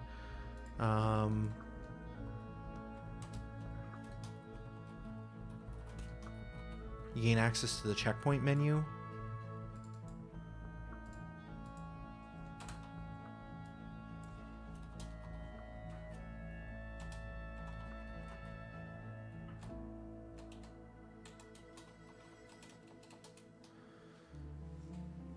And like, at this point, it's just like game,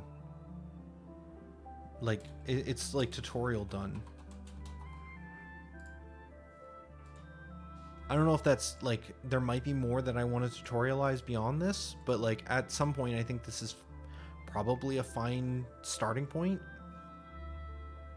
for like how we distribute things early on.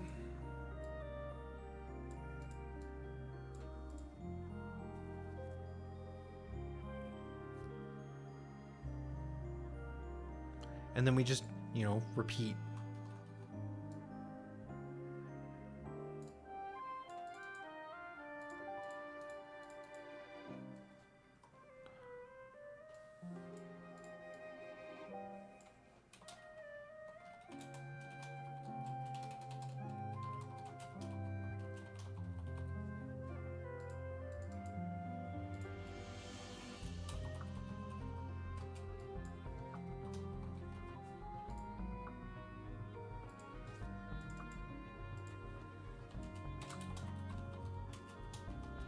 So at some point we just repeat until we progress through map and we continue gaining skill point growth, but like these two things are just kind of the repeat mode. Maybe we can even move these down to this level. And then from here,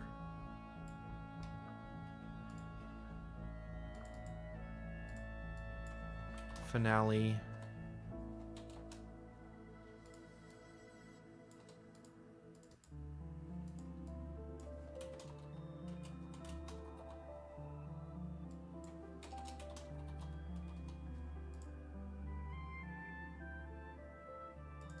It's not finale.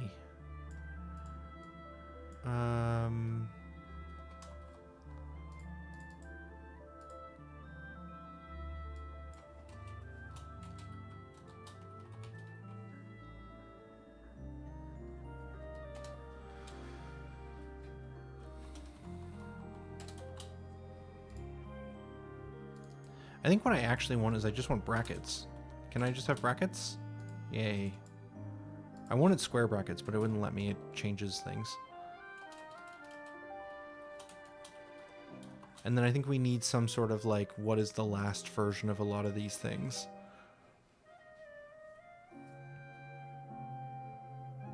I think broadly that's it though.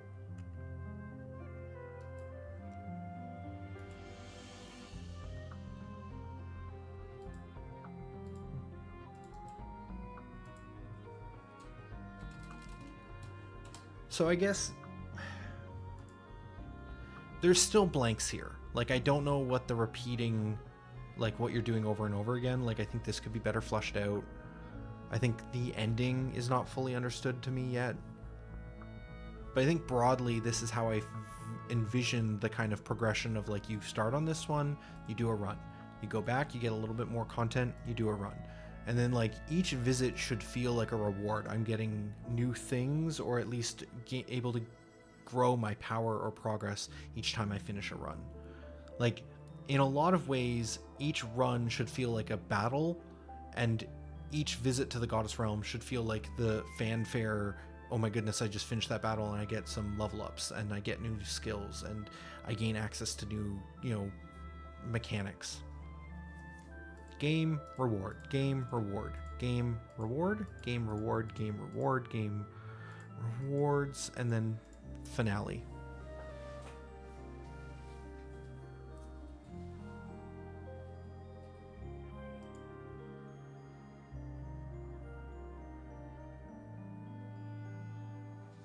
So now we need to start penciling this in. Like, how do we achieve this? And how do we, like, finish all of this?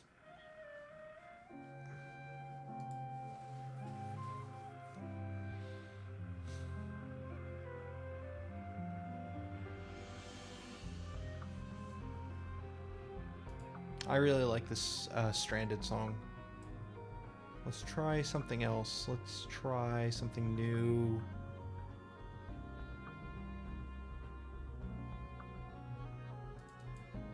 Tiny Trials.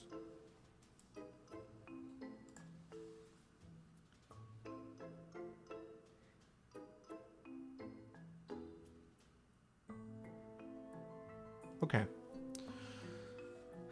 So, what do we... Let's not try... I think I'm getting slightly overwhelmed by trying to plan out 4 weeks to get us to the demo. Let's take it one step at a time. What do we want to do tomorrow? I'm hoping tomorrow I can stream around 4.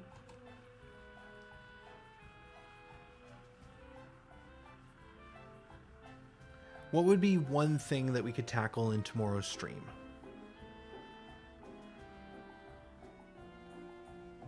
What makes the most sense?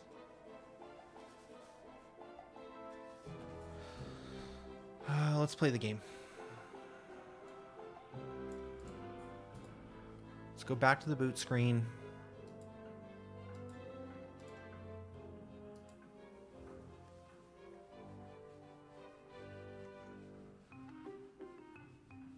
So we start here, we do a new game. We come in, we get this intro cutscene. We're missing almost all of this, like, locking and unlocking of features. Everything's basically unlocked at the beginning.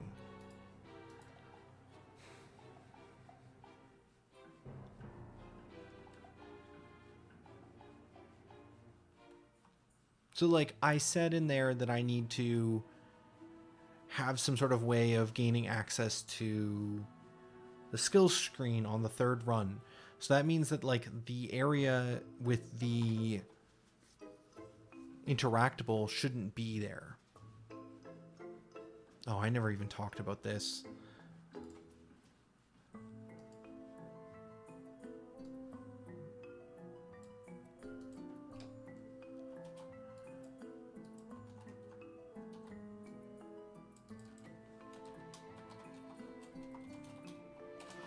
I think I want to remove this entire screen.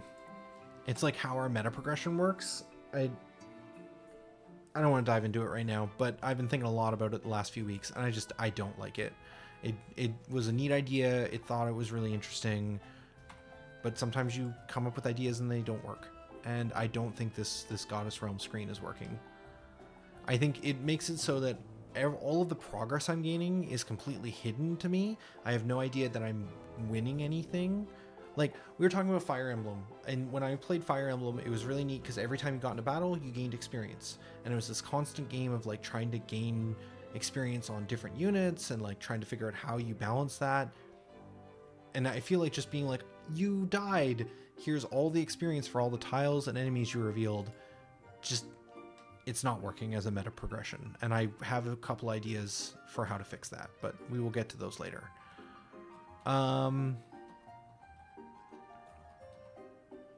I should write that down, though. So there's, under here, tasks, new meta progression. And I won't go into what that means, but that is a thing I need to do.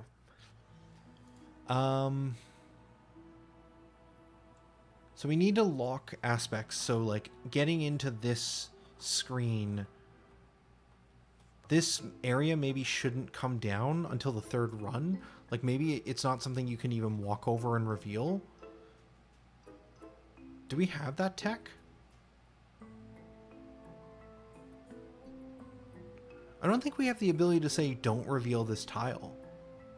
That wouldn't be too hard to do, though. So maybe these tiles are not revealable by sight of the player, but they must be revealed via...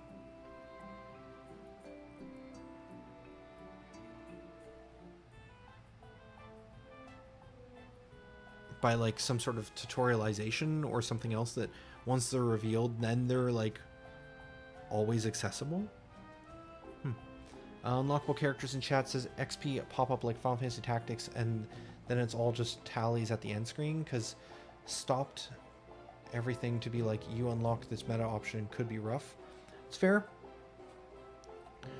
I just think that like all the progress being hidden so you don't even realize you're making progress until the end is a problem.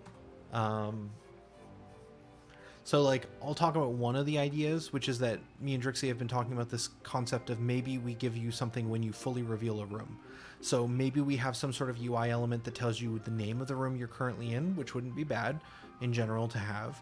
And then like some sort of underneath element that shows like progress of like miasma dispelled, right? Because the narrative idea here is that like you're pushing back the demon lord's affected area and reclaiming it for the goddess. And so like once you fully reveal a room and get it to 100%, then you gain some sort of like treasure chest that appears, or some sort of permanent bonus, some sort of reward. But the reward is not for revealing individual tiles, but it's for fully revealing rooms. Again, I don't know if that's going to fully work. It might be like this screen that I thought was going to work and put a bunch of effort into and then didn't like. But that's the type of direction that I feel like that way there's a continuous progression indicator.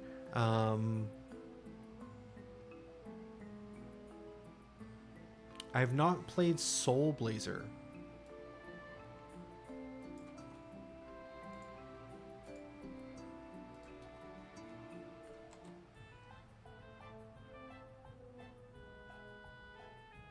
Oh, this looks really familiar, though.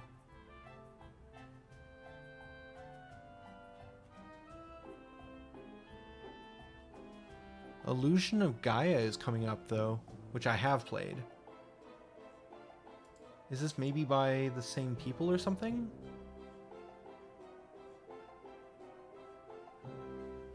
Or are they the same game, but...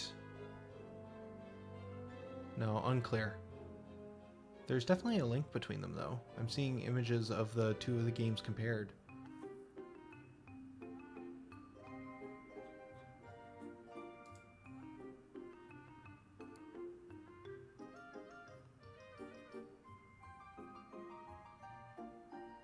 Oh, they're related in some way. Okay.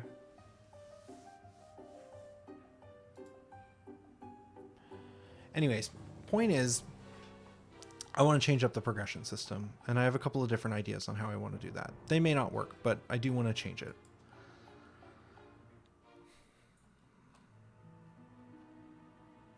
I think I don't like the current layout of the maps either. I don't think these current layouts force me to fight an enemy. I also think that the enemies themselves are too slow. It's another task I should write down. Let's see. We need to do, as part of enemy types and abilities and stuff, I think there's also just like an enemy AI pass. I think the enemies should be able to move quicker. Right now they can only move one step, which definitely means that they can never catch up to you. So I feel like they maybe shouldn't have like 3 action points like you, but maybe they should have multiple movement that they can take.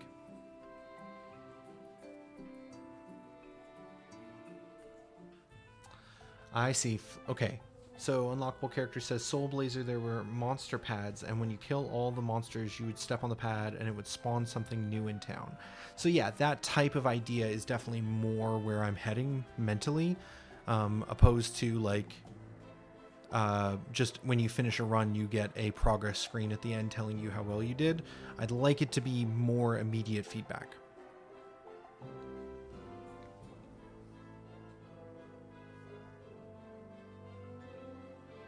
Because I think this also just kind of breaks the flow for me. Like when I get defeated, I think it would be much better feeling if we just get the cloud cover directly into the Goddess Realm and we get some new narrative or some dialogue about the thing you're unlocking. So it's less of a sting from the defeat, because defeat is going to be continuous and constant. And again, I think that is going to be a thing we're going to have to fight pretty much constantly in terms of player feel bad. We're going to need to try and make it as rewarding as possible to die. And I think getting rid of the screen would help.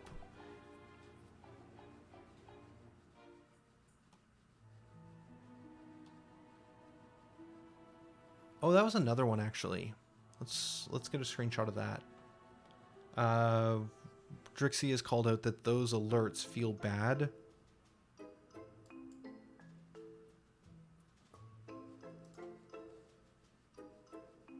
Because they only appear after the player has gone all 3 steps. We should try and make it so that those alerts are happening as soon as you take your action, and they shouldn't necessarily be blocking. Make alerts immediate.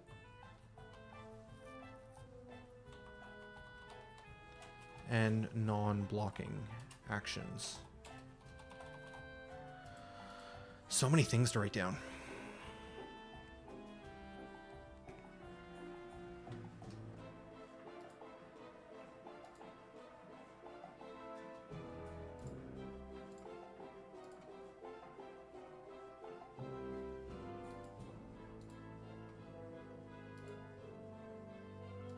Okay.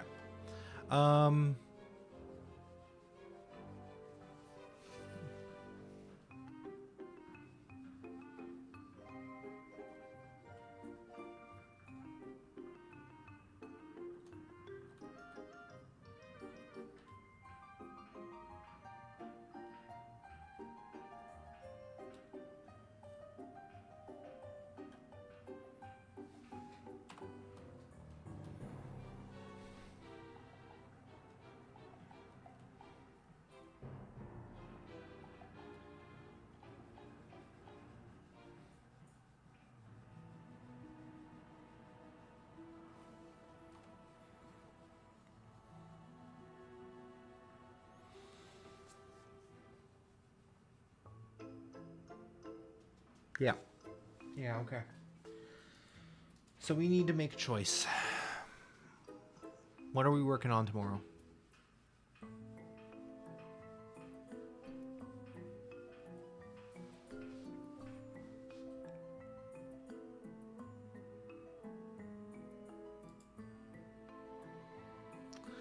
I think it's this. I think it's the tutorialization. It feels like there's aspects of the game loop that I still want to iterate on. But I think in order to better understand the flow of the gameplay, I think I want to work on the tutorial stuff. Because that'll give me a better idea of like the actual flow.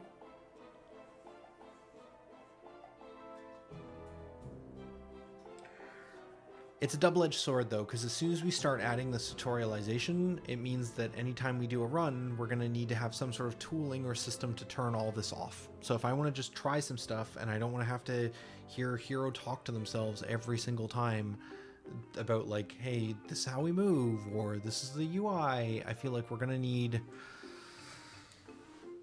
some sort of way of skipping all of that.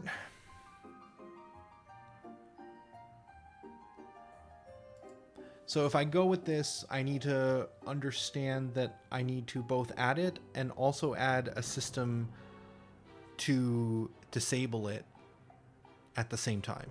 And those cannot be separate tasks. They must be done in tandem.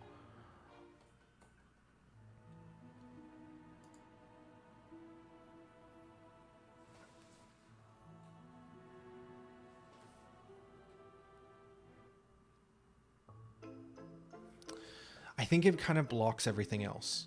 Because until I understand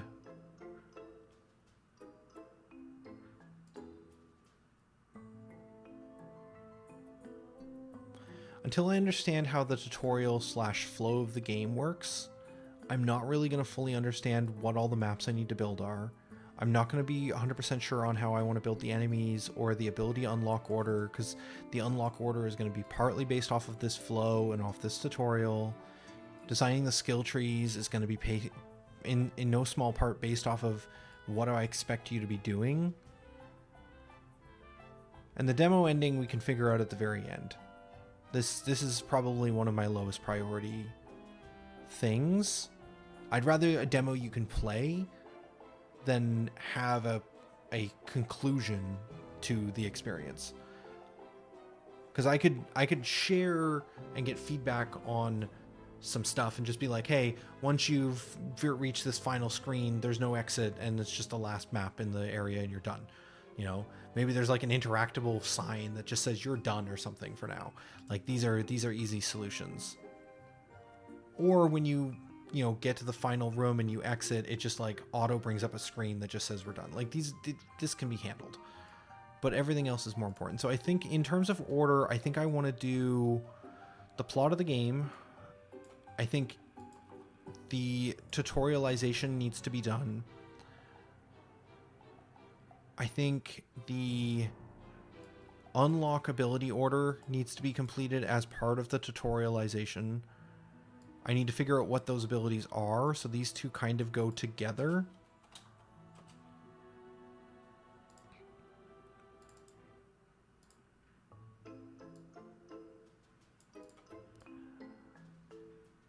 I think in order for the tutorial to be done, I might also need to do the meta progression though. It is an unknown. The fact that I want to rip out the screen and replace it with something else does mean that we're like less in a good spot. Because it's like kind of an actual like big problem that needs solving.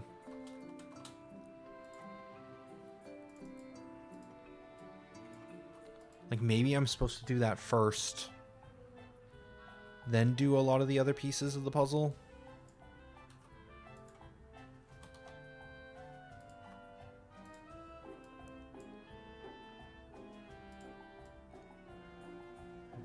Document current bugs are so weird because it could be done immediately. It could be done near the end.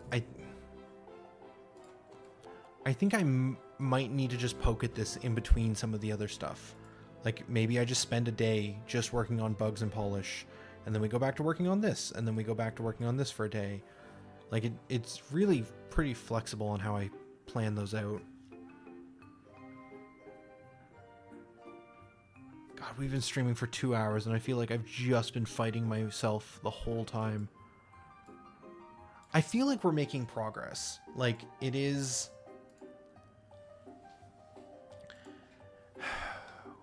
We've listed out a bunch of bugs. We have a very clear set of things that I think need to be done.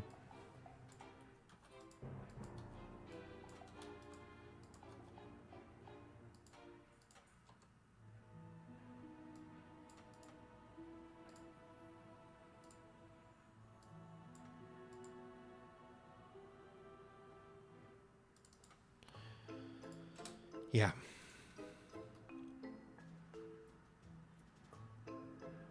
Okay.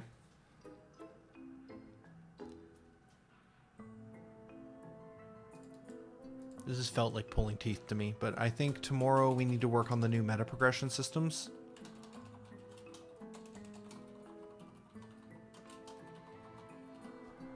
I think that might take us... That might take us 2 days. I think that's not unreasonable to do 2 days on that. And then Thursday we can start working on the plot and the flow. I need to like figure out how that's gonna work. Friday we could start tutorial. This might be aggressive. This might not be giving myself enough time for some of these. And I legitimately think tutorial could take the rest of the week. Hands down. If not into next week. We could see where we get to here. And then I think next week we do the same thing. We get to where we're at. We do the meta progression. We do the flow. We do the tutorial. And then next week, Monday, we do another stream where we play the build. We make some notes based off of that. And then we plan out the rest of the week. I'm hoping next week is way less like wishy-washy and like just a loss of in the fog of like, what are we even trying to do? I just think context switching from like real work to now being fully on this, I'm having a hard time jumping back in. But I think once we start actually touching code, modifying and doing work, it'll start to flow much easier.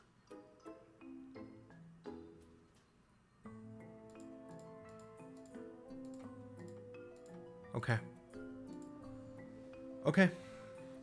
Let's say this is the tentative plan. If we could get the tutorialization done by the end of this week, then next week we definitely need to start looking into bugs and stuff next week. It has to happen at some point.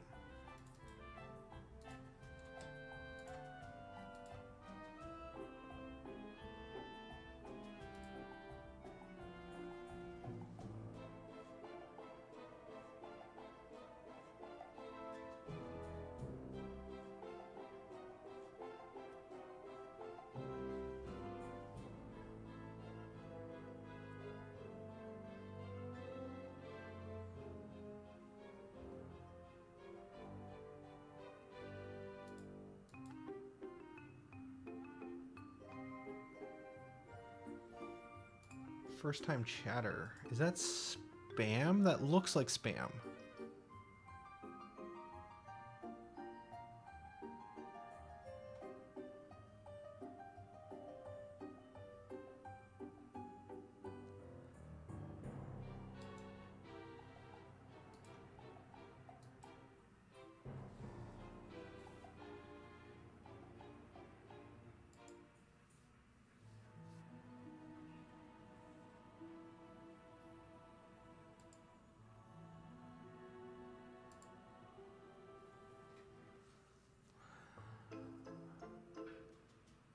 Okay. Cool. All right, we're over 2 hours. I think this is probably a good place to call it today. I might tackle some of the smaller bugs in here off camera and try and work through some of these smaller ones.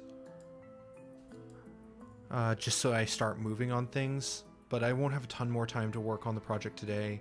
But tomorrow, when we start streaming around 4 p.m., I expect that I'll have basically until midnight.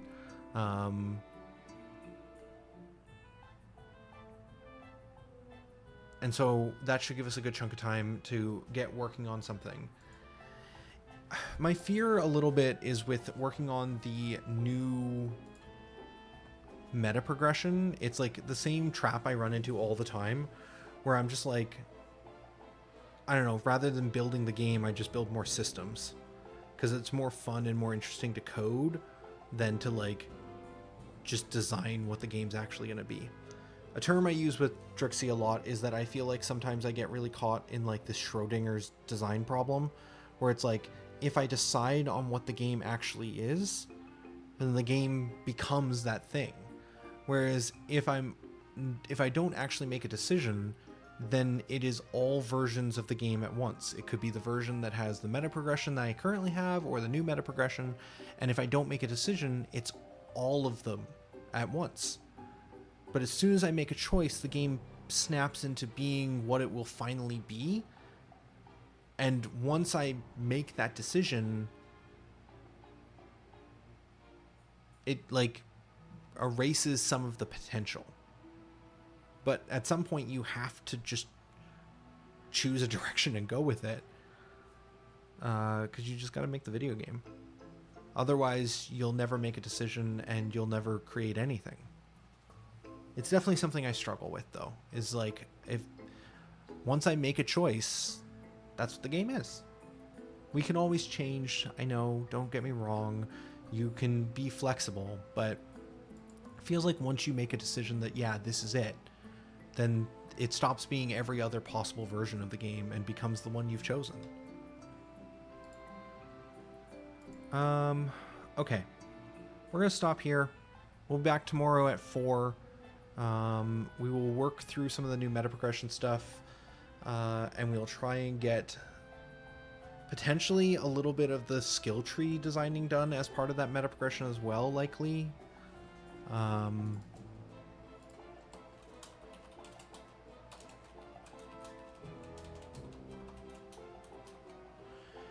And as a general call out, I will be streaming a lot in the next little bit here. We will be probably streaming, if not every day, close to every day. Hopefully that doesn't overwhelm people, but there will be a lot of content as I will be off, and this is going to be my focus for the next 4 weeks. For now, though, this is going to be Tolhi signing out.